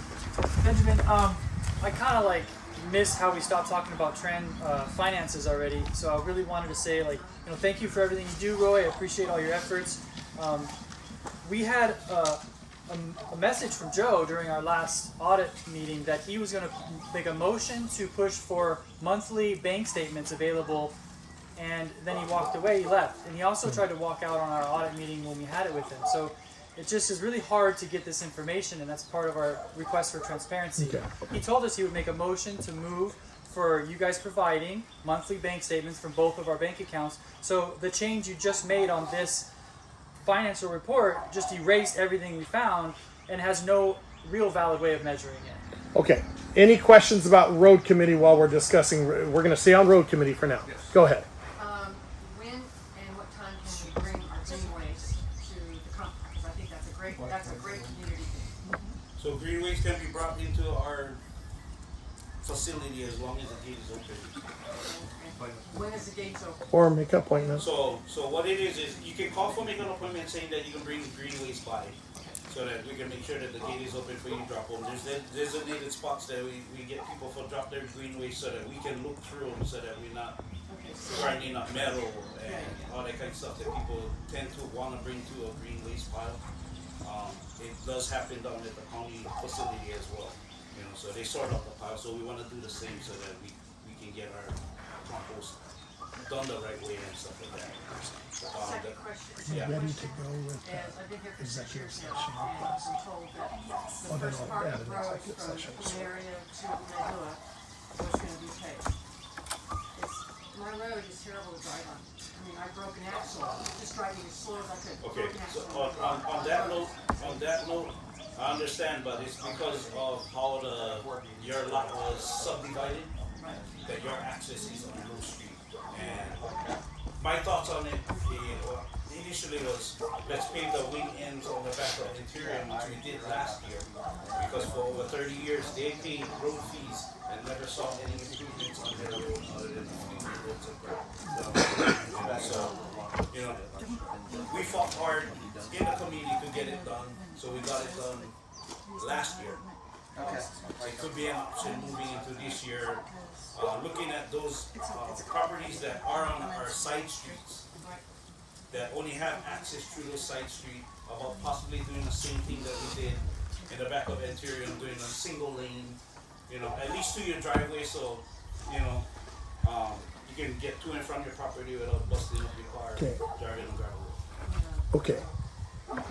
Yeah, I saw your hand behind Tomek there. I had a question and a couple suggestions for the road crew. It's my understanding that every community member gets to vote on things that the road crew is doing. Has anyone here ever voted on anything? No. That's why they created the resident committee, was to help. And you. It's that each community member, we shouldn't have to go through any resident committee or anything. I think. Okay, so to address your question, any major issues or any major improvements or changes to our roads, normally we put them in our newsletter. If we have to send a letter out to everybody every time we do every little thing on the road, it'll cost about $2,600 every time we send out a letter. I think it's fair enough. I'm Send not it done. by I email. had a couple. Which is okay. I mean, if We that don't is- have if- emails for everybody. If that is No, it's fair to hold a meeting like this, and whoever wants to show up gets to So, vote. so there is a road committee meeting that anyone's welcome to attend. Is there Okay. a vote there for anything? Yeah, all the time, all the time. At every meeting, at least one vote is held. Yeah. And it's suggestions. I watched the road meeting on Facebook, and so we have 3 tractors. You said 2 of them are owned, 1 of them is leased. How many more tractors are we going to buy before we realize it's the wrong tool for excavation? You know, this is a big subdivision. I run heavy equipment for a living. We need to invest in a modern skid steer or a mini excavator that can run a hammer or a forestry mulcher, forks, a bucket, a grapple. They're more reliable, they're heavier, they can push these trees on the side of the road over. Bacon will finance them with 0 interest. So, no tractors anymore. So to address that concern, that was part of my goal coming in as a road chairman, to make sure that we have the equipment that's made for the job. Because it's hard to, when I came in was like, I'd send a road crew out there who will cut trees, and the chairman at the time gave him a little generator and a sawzall, go out there, cut trees. Yeah. You know, so me coming in as a road chairman, I'm like, no, that's not right. No, they need the You know, right start your weed whacker. They pull them, black smoke come on. Take that weed whacker, whip them in the bushes, or whip them in the rubbish. Because they're not the right equipment. So the first year that I was in as a road chairman, I spent $12,000 to get them everything that they needed. Because that's my job as a road chairman, to make sure that the road crew has everything that they need to do their jobs out there. That's my job as the road chairman. And you know, contrary to properly do that, you know, we've implemented this where each person on the road crew is retrofitted with a chainsaw, one weed whacker, and they share 0 turns if it gets to that point. And my policy with them, or my agreement with them, is your equipment no work, you no work. So maintain your equipment. It doesn't matter how much, not it doesn't matter how much it costs, but I would rather you have one piece of equipment that you comfortable with, that you want. Some people like Moriyama, some people like steel. If I retrofit you with a machine that you want, that's your baby. That's your responsibility. You do maintenance on them yourself. I allow them one day a month to do one general maintenance on them, drain all the fluids, clean them up, redo all the fluids, put them all back together, all that kind of stuff. Thank you, Brian. Any other questions on roads? I see Brian. When you, for the mulch pile, if you feel like turning it on our fire training day and you need water, that would be great because we'd love to shoot water on it. Oh, okay, guys. Yeah, I mean, once we get the grinder in and we gives grind us that something up. to shoot water at besides the pile of dirt. Yeah, once we bring the grinder in and we start grinding that stuff up, that's when I'm going to end up turning no more at that point. My because that's second when the question, pile what will be up. piece of equipment are we leasing? I thought we owned Currently. The one we're leasing is the backhoe. Oh, gotcha.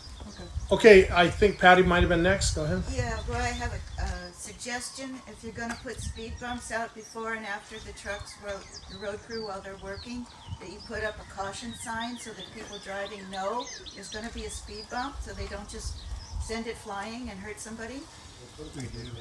Yeah, I was gonna say he just spoke in the back, and I've seen them. They do have the big orange signs. They may not say speed bump, but they do say slow men at work. How about speed bump?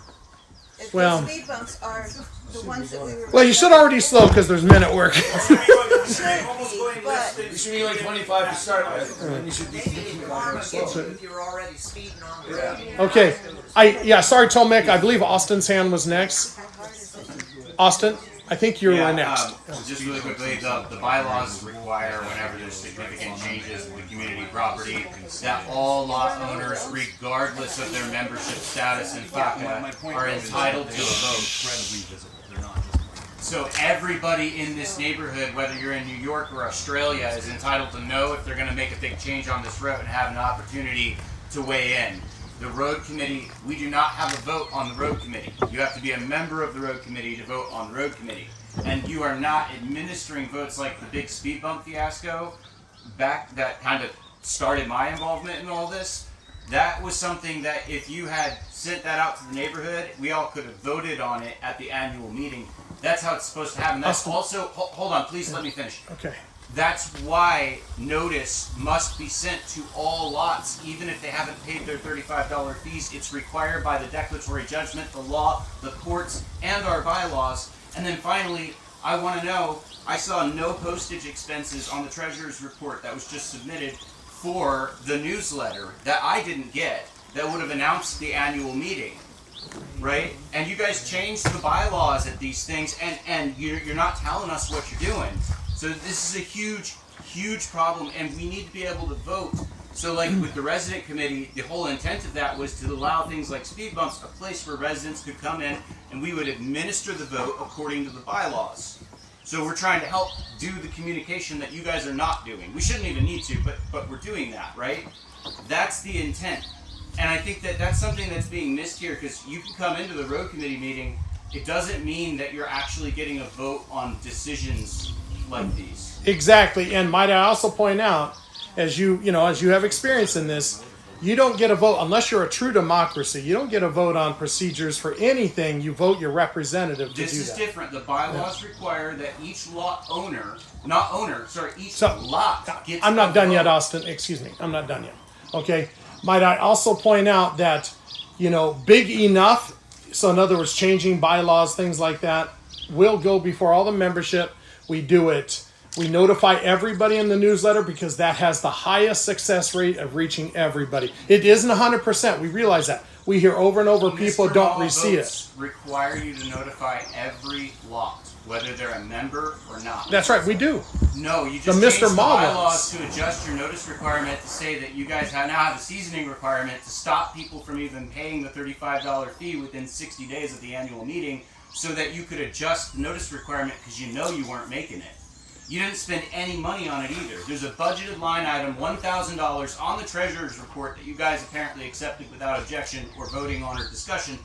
And on that, it says that you budgeted $1,000 for notice and it did not get spent. There's zeros across the board, which means there was no postage spent on an annual newsletter. Okay. I know that's Okay. incorrect, but... Okay. Something to do with the road. Okay. Okay. About the roads. Okay, About the roads. Richard? I Oh, gotta no. respond to these questions. Oh, okay. That's a suggestion for a road crew because we don't want anyone get hurt or killed. Dashboard cameras, and then we circle back to Julie. take the picture of the speeding vehicle, report it to police. We got great association with the police right here.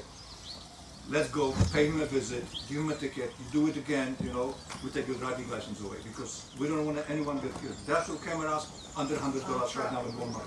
Okay. And I think Richard might have been next. Go ahead, Richard. I'll just tag on. I think it's a good idea to explore dash cameras for our vehicles in Fern Acres because it'll catch what you're talking about without you guys having to stop to write stuff down. Okay, that was my question. Oh. My question is because that was just keep go back on the grub pile in back. What are we doing to keep invasives out of it? So the county spends a lot of money on scientists turning, heating, watering to keep invasive species out of their compost piles. And it doesn't actually work all the time because rhinoceros beetles find their way out anyway. What are we going to do, being non-professionals with no scientists, to ensure that we're not just moving coconut rhinoceros beetles around the property? I've been doing composting for the last 18 years, and a lot of people in the subdivision have bought compost from me in the past. And the way I do it, where we're not getting invasive species, is a constant turning of this compost, which what it does, it creates pressure, and it creates heat that kills all that stuff. Are we willing to take? And I know that carts already left the barn, or the horses left the barn on this because you're already doing it. But are we willing to take on the liability if the Hawaii invasive species people come in and say, "Hey, you guys are spreading junk around"? Like I know what you're saying on your own personal property, and your experience, but this is the Fern Acres taking on the liability of maybe creating a compost pile that may spread species. I mean, maybe we can put something in the newsletter if people like the compost pile or not. If they don't like the compost pile, they don't use the compost pile. I think it's a good idea. I'm just trying to figure out what are we doing to take steps against spreading of invasive species, because that's a huge important thing. One, it's in an area that's isolated because it's on a flat rock. Basically, every time you turn compost, it does reheat all the time. It heats up to about 160, 180 degrees. So you're monitoring the temperature. Yeah. You're getting the temp gauge in there and making sure on the right big long stick that I shove inside. But if it is a problem, then we can not do composting, and I can take that compost back to my house. Because to be honest with you, I was the only one that really invests money into that thing. But it's for service to our community. It's not for profit. I'm not saying that. I just was asking what steps we're taking for safety. So the constant turning of compost causes it to heat up every single time you move the compost pile. But to address what Austin was talking about the voting thing is, yes, major things that should get voted on. And me coming in as a new chairman, I knew to him too. I was new to it. So when the whole speaker thing came in, everybody jumped on it like it was my idea, but it was a collaborative effort between the road committee and the board, so like I said, I'm not professional, I don't know nothing up here, but I did the team here, you're the road chairman, you deal with it, right? So now here I am as a road chairman trying to figure out how to do things, and I'm human just like everybody else. I do make mistakes. Sometimes I don't follow rules, sometimes I don't read the protocol of how things should go. But it should be a learning thing, which we've learned from that speed bump thing. So we're trying to do things and moving forward past this speed bump thing. But there's no major changes to our rules that we've done other than things. I think that makes sense, and just as long as we include everybody and we're administering those votes to the neighborhood when we want to make big changes. In the future, if we do decide that we want to look at speed bumps, everybody can get a vote. And that's where we can help and come together and make sure that we're able to get that out there and give everybody a chance to weigh in. It's hectic to have huge meetings where everybody, just even like today. So if we can administer that more efficiently and help you guys do that, that's our intention. That's where volunteers can come in and help us a lot. Okay. I'm just curious when hibiscus will be baby. The beginning of hibiscus. everyone that lives on Hibiscus, even if you live in the very back, drives over the front. It takes the most traffic. Well, not only that, the front of every road, right? Even if you live in the back, you're coming to the front, you're going to the back. Well, that's how We road all- crews work, We yeah. all use Mahalo, we all use the beginning of our road. I feel Yes. like they should be priority. Yes. And I'm not too sure why The they're very. highest traffic should be priority. It's kind of shocking that the very back got paved at all, because you could say that whoever lives there, like 3 houses, have used more road fees than anyone that's ever lived in here. I beg to differ because, like I said, those people that live on Ontario, Yes, right there in the front of Hibiscus. Yeah. Okay. I would say that none Okay. of us are Right. driving on their road, right? Okay, And but so- I understand, but to answer that Who we question, might need. but to answer that And I won't question add it. is, like I said, the people that live in the back of on Ontario, they've paid road fees for 35+ years. You could probably add up how many years they paid and what that asphalt cost, and it exceeds the split up for the rest of the community. There's no doubt about it. We all as a community can be thankful for those people back there who's paid their road fees and haven't had it paid. We only did on single lane, you know, so. It's already said and done, but. I mean, yeah. So for addressing the issue with Hibiscus, it's like, instead of how in the past we used to just do all our paving every year on one road. My thought process behind that was, why not separate that length of road into 4 sections? That way everybody can actively see their money at work every single year. No, that makes sense. You know, so yeah. Instead of having to wait 4 years, wait 4 years, when they gonna do my road, when they gonna do my road, you know. So the first year that I came in, we did do Hibiscus. And I got flack for it, but because I live on Hibiscus. You're talking about like the middle of Hibiscus. I live on Hibiscus as well, but the reason why we paid Hibiscus is that's the worst road. So I would suggest that anybody drive all of our roads and see what is the worst road on our subdivision, you know, and then come back to the office, which is what I proposed to the resident So committee is at there the a time. plan to do the beginning of Hibiscus soon, or what is Yeah, I mean, my outlook on it right now, yes. Do we Start know from when the front and work our way back. Do we know when the next paving is? Usually we're around. shooting for April, but depends Never on get it done. how many people, how much money we get in. Right now we're rolling over almost $120,000 coming into 2026, so we're halfway there. So based on how much people pay by the end of March. You mean then roll we'll figure over out- from the last year's budget to this budget? Yes. So you know, with that rollover money, we halfway there. So depending on what happens at the end of March, when the bulk of the money should come in, then we're gonna make the decision on when we gonna pay. Maybe if the Jews notice. And then what 10 whole sections of each road. Not necessarily the front, but as far as Hibiscus, yes, the front of Hibiscus is a priority. That makes sense. Focus on Yeah, but Mahalo, say like, obviously, but and say then like, the front lots of yeah, but all say around. like Lego Street. Coming into Lego Street, the road is actually pretty good. So might have a worse section in the back that we can do. Same with Plumeria, you know, same with Coffee. So looking at the worst parts of our roads on every road would be priority for us. Looking into where we. All right. Can I just Oh. so I haven't said anything. Okay, go ahead. Layla, I'm a part of the resident committee, which is one of the reasons we started was after the speed bump fiasco to try to help people communicate better with the road crew so we can prioritize.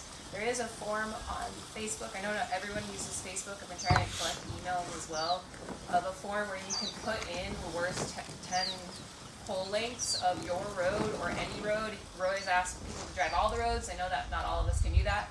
I live on Lehua, so I put input for Lehua. Where are the worst spots so we can help the road collect that data and execute and prioritize the amount of paving we can do each year. So if there's a better way to collect that, let me know. Like I've been trying to help Roy, like how do we want to collect this data? Right now we just have a Google form or you can call into the office. So that's just wanted to put that out there. Okay, Christy?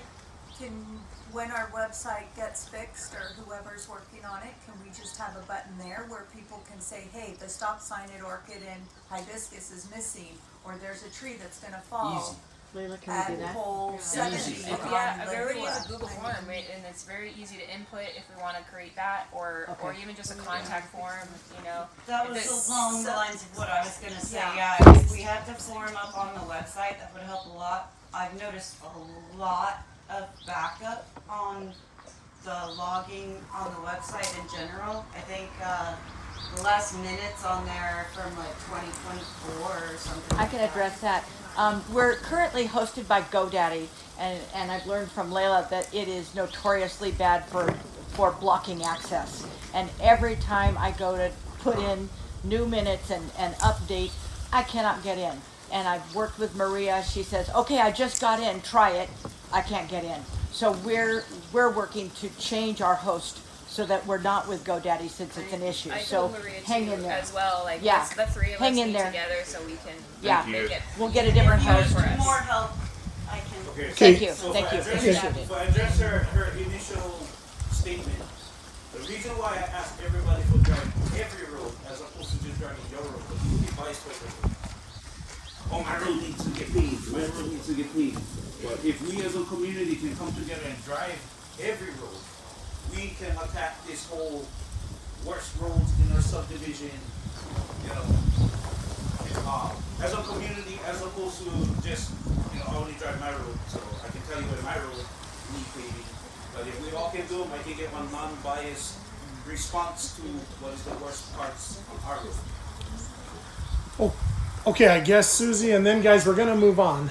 Now, there are terrain features too that you have to understand. You bought the lot that you bought, and if it's in a big dip in the road where the water pools 8 inches deep every time it rains, we don't have the money, and the road crew cannot change the terrain. They can't fill it in. It's always going to be a problem. Potholes come up in those places, and people are having a hissy fit because there's always a pothole in this place. The places that are smooth, the new pavement is beautiful. Okay, there's not a single pothole since they paved that's come up. So maybe as we change the paving thing, maybe that's going to improve things. But they can't fix the terrain feature that's at the end of your driveway. You know, Yeah. no matter what we do. Yeah, and the same thing with that large boulder that back in the olden days they just paved over. Yeah, that large boulder is probably not going anywhere next year either. You know. And so- okay, guys. We, just because the interest of time, we do need to move along a little bit. I'm going to take us to our nominating committee, and that's Patty here. She just it's mostly general announcements probably at this Well, we point. haven't had calls to meet, but we elect our board members in June and July. The final announcement is at the July general meeting and potluck picnic. And so if anybody is interested in running for a board position, we will start collecting your resumes, a short bio, about 500 words, and put that, submit it to the secretary. For the spring newsletter, yes. say in when, Claudia? I usually like to have them all by the end of April, first part of May. Okay. Could you say which board members, which positions are up this Claudia, year? do you know what's up? Rick, Mark, and It might be me. JR's hoping. No, I already know mine. You look like you were going, please be me. I may have it. Joe. It's Rick, Mark, and Joe. Is that this year? Rick, Mark, and Joe. Yeah. And can I ask who is going to do the background checks on the people that want to run? Because that we need to know isn't- that before we get to the picnic. That isn't a policy or procedure yet. You brought it up just today, so we don't have an answer for that one yet. Yeah, we'll have to have a policy, but that, that's extremely confidential information. And so we need to determine how that's going to be handled. Well, just for everybody's information, ECOCUA is public. It's not confidential. You can look at every court case, but you have to look at each court case. Because even if the case, they were accused of murder, you see, oh, such and such had a murder. Well, then you go and look, it was dismissed because it wasn't the right person. Okay, they were charged with 25 things, 22 of them were dismissed. So you have to look at each one of those things, but it's a great resource. People ought to be looking it up. Richard? Are all of the open positions members at large? Yes. So they're not for the specific. Except for Joe. Except for Joe. Except for Joe's the treasurer. So if you win if you win that job, which I wouldn't call that a win, you get that job? No. No, you just get so to you're get at a large. position. That's why I was like, where are you going so I can answer this? No, you're at large. That's why I said you become a board member at large, and then that's an assigned So thing. the I would board, never run for that. the board elects their Not own as office. long as these guys are here. I would- Richard, just for everybody's FYI, the board elects their own officers. Okay. And so at the annual That's what I thought. picnic, at our super short, we do about a 10-minute board meeting just to get out to the picnic. I just, like, if Joe got voted out, I would hate to get assigned his job. Yeah. No. Yeah, you just be a board member, and then those positions get voted on every year at our picnic. And people who don't consent to that position don't get voted Can't be forced. to have that position. Yeah, and then we announce them all to those who are here. Of course, it gets put in newsletters. I'm hoping somebody from any of the Facebook groups is also hearing them and posting them out there for everybody. So awesome. One more quick question. Yeah. Oh, let's see you, Ken. I've lived here for 6 years. I've never received a newsletter. I don't receive my road fee bill. I pay it because I at the office. Check the address. I've never received it. Who do I update any mailing information to make sure it's Maria in the office, and if you so choose, he volunteers a lot. You can let him know. Right there. You can get them updated right there, and I'll make sure she get them so that she can change them. Roy, last time we talked about this, you told me that if I updated my mailing address and it didn't match county records, that you would not change it. I said we reference that, but you can change them. You can do the same thing right on here, and then we just gonna put them as a side note to your account, because there's another thing. Technically, we're not supposed to change them because we reference the county of Hawaii. But that's not what you should be doing. You should be letting members kind of give you their own information. Like if I have a mailing address that maybe I don't want to share with the county, I should be able to get mail to that. Yeah, that's why you can come into the office and change them, and we can put them as a note to them, but we cannot change them to the system. But we can reference it. Okay. When we do send out invoices. Okay, anything else for nominating, which is really about elections? Anybody else? Okay, then we're going to move to policy committee. And no, we aren't, because we don't have. They already told me they have no business today. Sorry, I do have a question. Oh. Thank you. We didn't get to answer why it's required to create this rule. You have to pay to be able to vote. We didn't create it. When Okay. was it authorized? It was the way we were filed as an associate. It was pre all of us. Yeah, I know. That's what I mean. Well, I read the law, but it didn't say. Yeah, it it's said we have to part of the pay the original vote fee, but it charter. didn't say we have to pay it's to part vote. it's part of the original It's not, charter.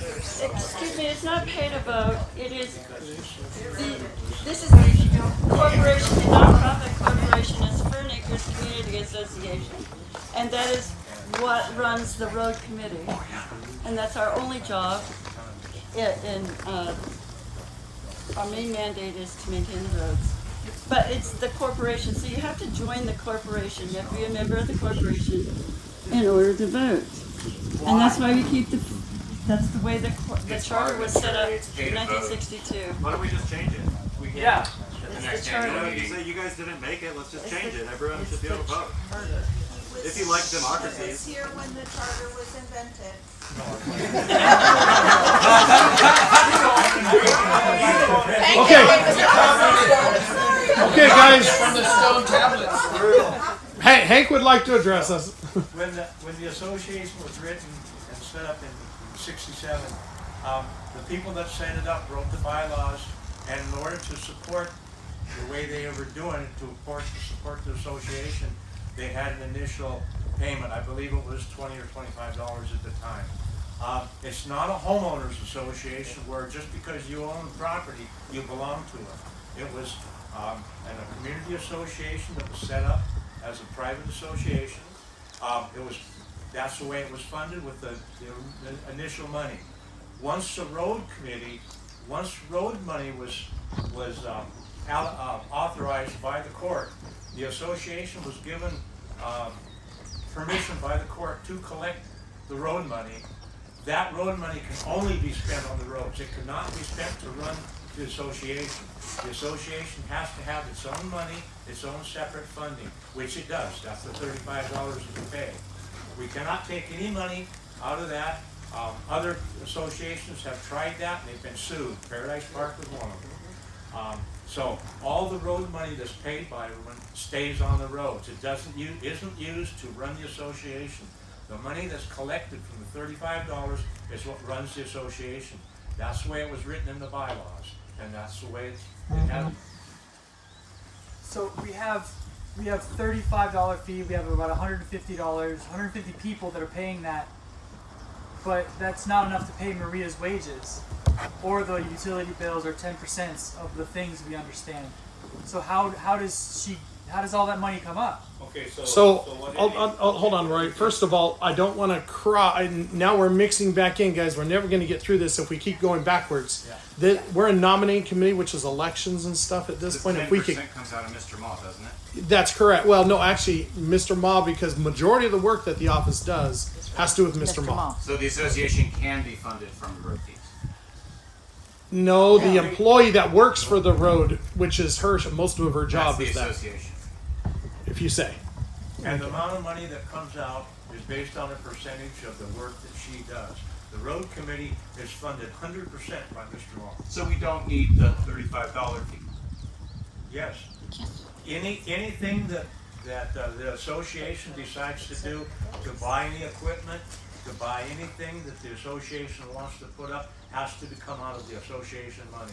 And there is a spreadsheet that shows what the association is paying. But that's above and beyond road maintenance. That's like correct. If we wanted to build like a store. Well, we if couldn't you do that with the road money. If we want to pay we'll use a real example.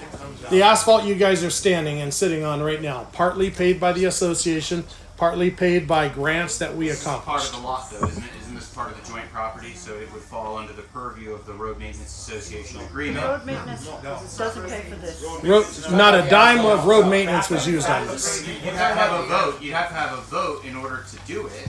Yes. We did but it right. it's in the bylaws. You could absolutely do this. I'm saying the $35 thing is great. It's extra, but when you tie it to voting, there's a huge problem. You don't even need that. You could have an extra premier club association where you do more stuff and have a voluntary thing. That's all fine for another set of books. I get why we want to do that. But by tying that to our votes, we're alienating members, and we're also violating the bylaws where it says we have to do it by lot owner for Mr. Ma things, for anything affecting the joint property. Really, it should include the bylaws too. But the association per se has nothing to do with the road. Okay. Separate. All right. In order for Next, thank you. We need to next to this because we're starting to leave nominating committee again. Okay, so we're going to head over to public safety. I would like to give a minute to our fire chief or fire captain. Sorry, almost promoted you unintentionally. We did just have the funeral for Chief Todd. I don't know. I'm sure everybody heard that he passed away.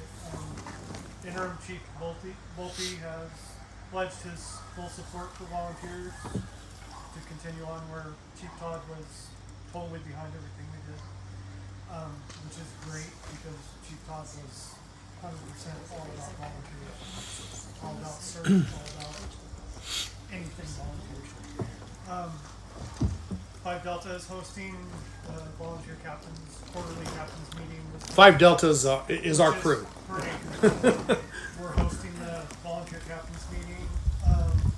That's January 31st. If anybody wants to pop in at the Kiosk Community Center. We have 8 new volunteers who are going to take the firefighter oath, which is crazy. Never have 8 new volunteers. We have 1 volunteer that's going to take the firefighter oath and get his 5-year acknowledgement, because he's never done that.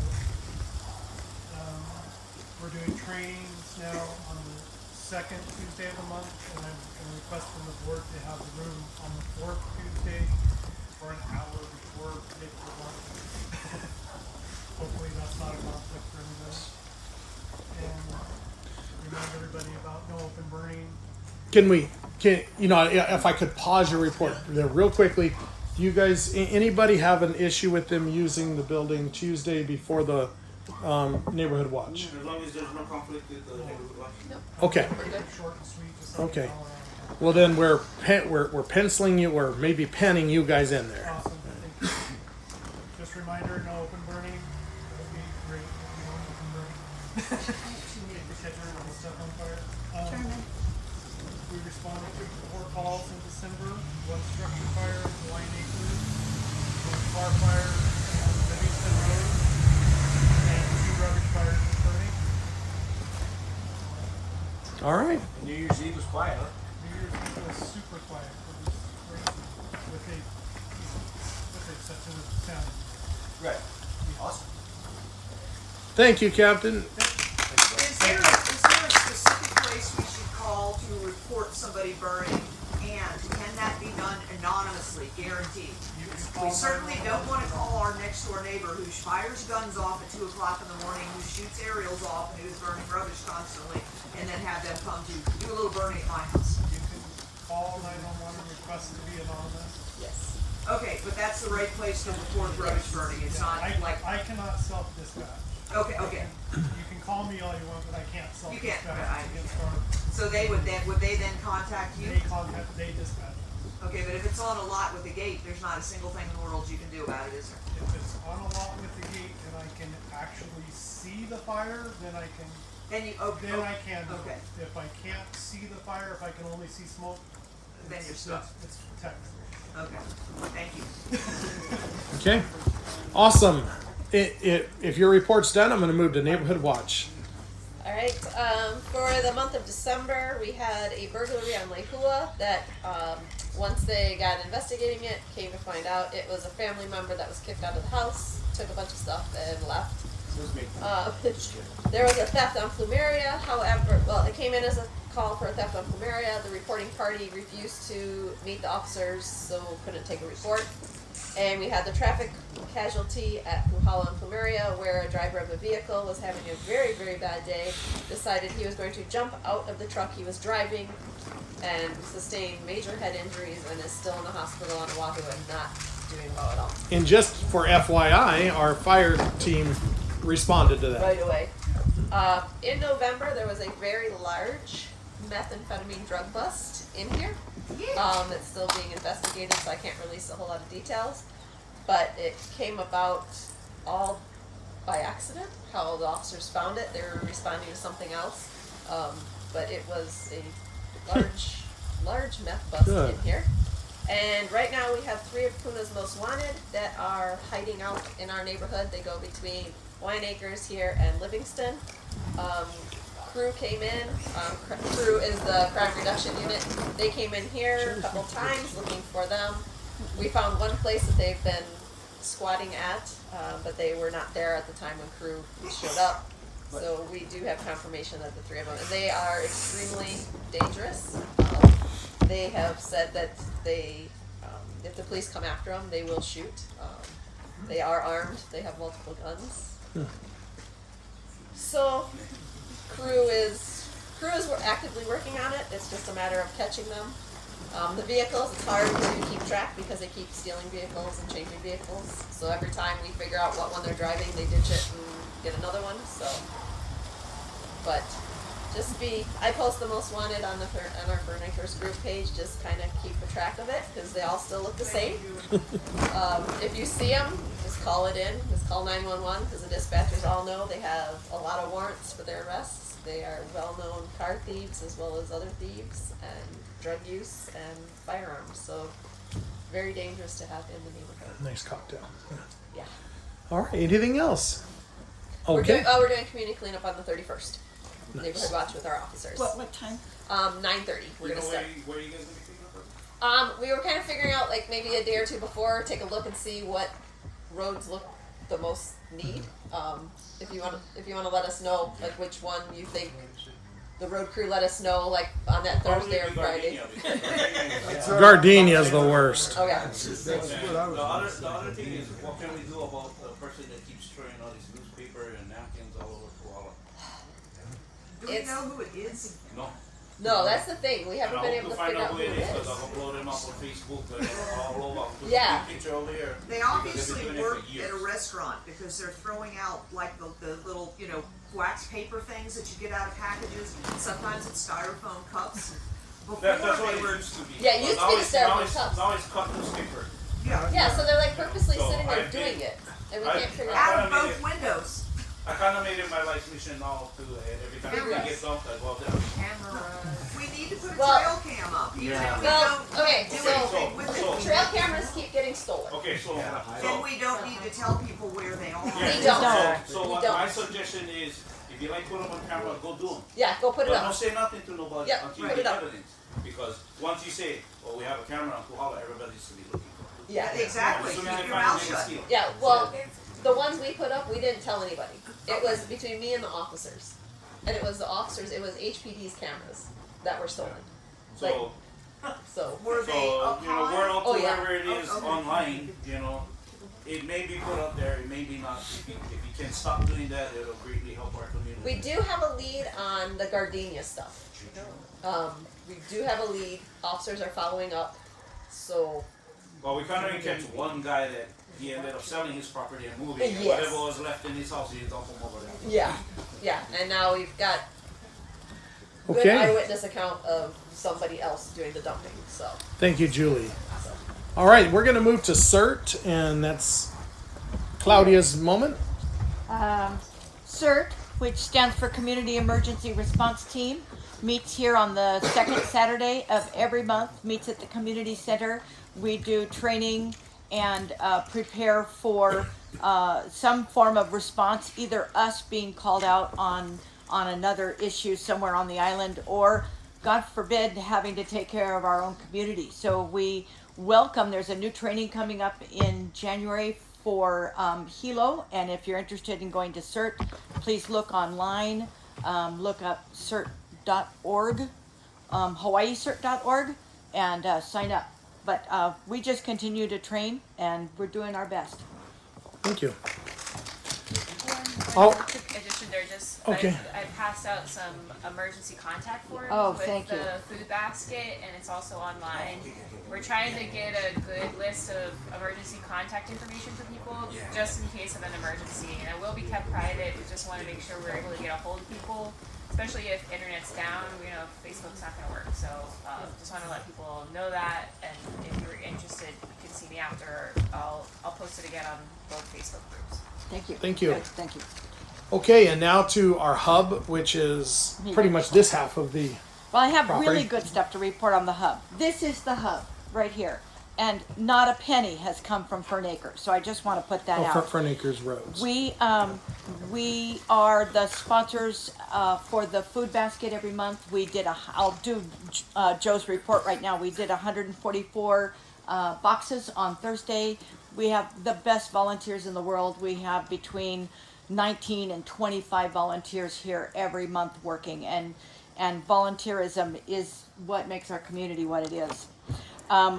Patty wrote a grant for the county contingency funds, and it's been mired in bureaucracy for several months. We're now clear. We're waiting for going through the process, and that is going to be mostly for enhancing our ability to respond, to support people here, to get infrastructure done.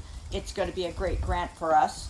I just wrote another grant for about $6,000 to increase our ability to feed this community. We're building out a cold room. We'll have a freezer and a refrigerator storage. We're having a hand washing sink for all of our volunteers. We get covered with frozen meat juice and sticky fruit and all kinds of stuff while we're serving. At the same time. So at the same time, we're usually really gross by the time we're set up food banks. So we'll have a sink, a water system, so that we have a gravity feed to that sink. So we're pretty excited. We have a lot of volunteer hours that we need in the next month or two. Finish painting out our containers, building out the cold room, just generally getting things done. All of those jobs will be posted on Facebook for volunteers. We've got a list of 6 or 7 on Thursday who are willing to help. Anybody who would like to come out and help, you're always welcome. Thursday. Oh, first I heard it. What's that? People at the food pantry volunteered. Yeah, oh no, that's okay. I was there and I hadn't heard this yet. And so, Oh, it was out on the table. Oh, I'll that's- sign you up anyway. You okay, don't have a choice. I see. Okay. Awesome. And then, oh, I closed it for a moment. She already went past it by doing the food pantry. That's Thursday at what time? The third Thursday of every month, It's food volunteers are here at 8 o'clock or thereabouts. I think she was asking about Oh, for the volunteer Project. work? Yeah. I'll post it. We usually start at 9.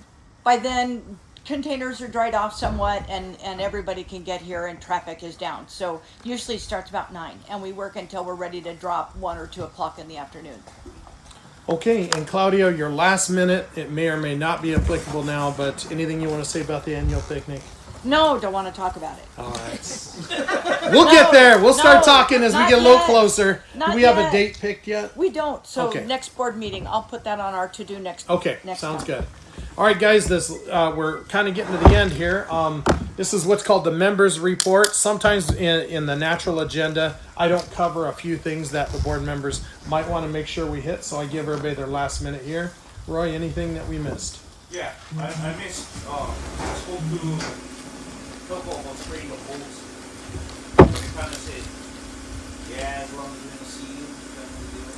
You need spraying numbers on the Spraying the board. numbers on the Oh, yeah. holes so that we Just to can make it quick. better identify, because what makes our subdivision unique is that we base where we live and geographical positions based on holes, not actual physical addresses. So, the lady in charge of all of the telephone poles, the planning department or the engineering department said that we can. So in the future, we will be spraying our numbers on the poles. Great. Did you also want to mention the tire and the large appliance drive? Oh, yeah. I think it got lost in the mix. Perfect. Okay, so we're planning on tire / appliance drive on March 14th. But we're gonna allow people to start bringing in their appliances from the week off. So from the 9th to the 12th, you can bring appliances that you want to get rid of to the association, and they're gonna have a container back there. And from now until that date, we allow people to bring old tires if they get rid of their tires. But what I don't want is for people to be telling all their friends from other communities to come bring their tires over here. Because, my thought process back about that is let's take care of our community. Don't worry about next door. Don't worry about outside. Don't worry about our sister being big brother, big sister to other communities. Take care of our community. Let's get rid of all the tires that's unwanted, all the vehicles that's unwanted here within our community. Let's help ourselves before we think about helping others. Okay. Is there a day for the vehicle, the event you talked about? Vehicles you call in and we haul them off for $100. Or you mean hauling them here? No. No, we can pick them up from your residence because a lot of these cars don't have tires or anything like that, but they're all rusted or whatever. So the reason why we charge $100 is because you got to go over there and go haul them out, and the guys got to get paid wages to go over there. So that's what the $100 is. Okay. Hank, any report? I'd like to add one thing, what Roy just said about the tires. We have to pay to have the tires taken away. That's why he's saying, don't have them just come in from other subdivisions, because our subdivision is paying for it. We're paying $600 a ton. Okay. And one of the things that painting the poles was actually suggested by CERT so that we could know where people were. If people told us they were a certain pole, CERT would be able to find out where that pole is, because some of the pole numbers, as you may have seen, are not readable. Yeah, Take it off and such. So if I could add to that, back when we had Hone come through, we had Claudia and I drove the entire subdivision, all 5-6 miles, and trying to look for any damage that had occurred either to the roads and the access or even driveways. And it's always the funnest game of like, okay, great, where's this one at? We'll go over there, shucks, that one's got nothing. And we've all been there. We all play that game, and so that's specifically, an example. Only when I'm trying to get eggs from Christy. I'm always 10 poles off. I'll say that would be nice for fire. Yeah. Emergency response. So that's something that's beneficial to our whole community. Yeah. So we're looking into that, and we possibly will get them done by summer or start on them within the next month. We'll spray over when somebody makes hole 89, 85. You'll spray over. Yeah, so over what we're doing 85. is we're gonna put 6-inch, we're getting 6-inch stencils that we're gonna use for marked up holes. So the double numbers and triple numbers will be in a row this way as opposed to being across. Because Okay. Thank you, guys. Christy. I was wondering if we can add a line item for these $25 appliance pickups and car hauling so that there's no chance of transparency, putting it in your pocket instead. Can we look into Roy buy safety glasses that have the cameras that the guys could be using, and that's all they do is tell it to record or do something, and boom, wherever they're looking it can record. So like a chest cam or like a, They have safety glasses. They have safety glasses. They all have safety glasses. no, she's talking about with the cameras. There's ones with cameras built in now. I don't know. Something to think about. And are these tires appliances only accepted for that 1 week, or can we bring them earlier than that? For the appliances, only the week of. Tires, we can bring them anywhere because we get plenty of space to store them. What I don't want to do is turn back there into the dump that it's been by collecting all the trash off of our side streets for the past year. Thank you, Roy. That was all. All right. You're up, Patty. I have nothing. Okay. I don't have anything. I don't have anything. Okay. And the other three members are. So, guys, that brings us to. Oh. I just have a suggestion for the road crew on Puhala. There seems to be a lot of IV that is coming onto the road and stuff. And also the guy who died from the ohia tree, and then also someone who crashed on the other ohia tree. I feel like maybe we should make it a little more of a priority to whack some of that stuff back. And I noticed someone had planted bamboo that's gotten way out of control too, that comes into the road. I mean, I've whacked it a couple times on my vehicle. So if we could make that a priority. That is Fern Acres land. That's a variance, and we're having to drive into a dump truck to avoid a IV stick, you know. Specifically on Puhala, we all use Puhala. So like, what I try to do is get the road crew out there shortly after the storm.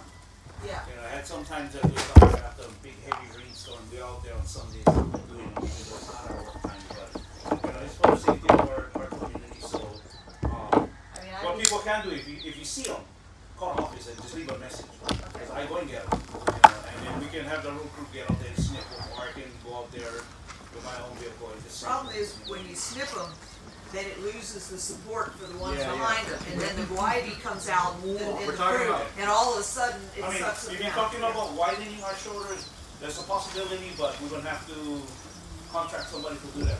I just mean get a chainsaw out and just chainsaw them they down. can always chainsaw for You sure. can do that. It's guivy. Okay. All right. Oh, yeah.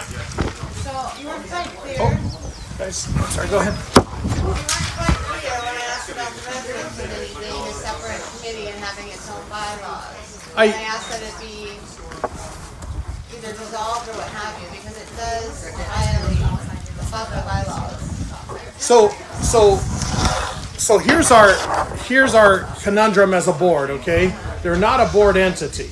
Okay, they aren't found in the bylaws. We didn't create it as a board. Did you approve it to be a committee? No. A separate committee? They not necessarily. It happened. We had one board member that attends at times with them. You voted to adopt this as a subcommittee, but that's No, I don't believe so. I don't believe That's because what we need clarification on. because I wouldn't have put forth or voted for such a motion We can because go back because to you the guys minutes. want the independence, I believe, not subject to the board. Right. Okay. Well, I think the point was to help you guys with things like when votes are needed to administer for, again, like if theoretically we wanted to do speed bumps since the bylaws require a vote. This is just a way to help get in touch with the community and organize that vote per bylaws. Procedurally, as far as I think I'm going to get there. I hope. If not, I'll ask you for more. But procedurally, we are the resident committee is not ours. Okay. If they choose to be a member of FACA as the whole, then we've got a few procedures that would need to happen. We'd have to have on their board one of our members, like every other of our committees has. Okay. But right now we have no direct representation there. We don't have a voice on that board other than, implied by attending if we so choose. I have minutes that definitely indicate that. So, When you guys brought to the board that you would like to have a residents committee, it was okayed by the board to Okay. recognize them as just their little committee, just like we recognize Julie with Neighborhood Watch and Brian with the fire department. Those entities have nothing to do with the board other than we let them Okay. speak at the board meeting and we record that. Thank you. Does that Okay. make sense? Did I say that correctly? Yeah. All right, go. Okay, thank you. And you had So something. then, to tag on to that, if that subcommittee, if any of those subcommittees that were allowed to participate made bylaws that fundamentally violated every single one of the authoritative bylaws of Fern Acres, wouldn't that automatically, like, It's a good hypothetical, exclude but them from? that's not what's happening. So- It was a point of order. It was because our meetings were not becoming productive and we had Oh, I some know. rules. But they're not part of everybody else. They're not part of Fern It has no say in what they do. It's It's no as different. simple as that. It's no different than I me can form disagreeing with bylaws that the board has, but I'm still allowed to come here and talk and have a conversation and participate. But I'm not gonna, I can't put my personal feelings on it onto the table. Our rules are just for our meetings, rules of order. We're just adopting Robert's so that we don't take turns talking and that we have respect and basic formality. Does it That- still say a quorum is anybody that's there? No, the Did you quorum, finally take that out? that was never in there. Yeah, it was. It was originally printed. I saw the first person I saw Yes. said quorum. is At any anybody point, you that's can make a there." motion. Yes. That's not what I wrote. Okay, hey guys, hey guys. Well, that's Okay, that's not what we said. okay guys, okay guys. I think you answered it. I vote Yeah, to thank you. adjourn this meeting. All in favor? Thank you. All right. Whew. Feel free to help stack chairs and move into the original place. I know the feeling, man. I know the feeling. For us, like, it's nothing personal. We just want clear answers. Oh, I know, but a lot of times misinformation is part of that. But nobody's lying about it. We're just asking a question about your guys' own documents. So we're not saying anybody stole anything or anything like that. We're Well, a just. lot of times it's almost directly said that way on Facebook, right? Penny, can you hand me the Did I say it that way? No, I didn't say you. I said it is. That was something I was going to try to say. Is that was not ever Thank you. the accusation. It's just Yeah. asking for clarity. Here's your phone, by the way. The phone's Thank you right there. so much.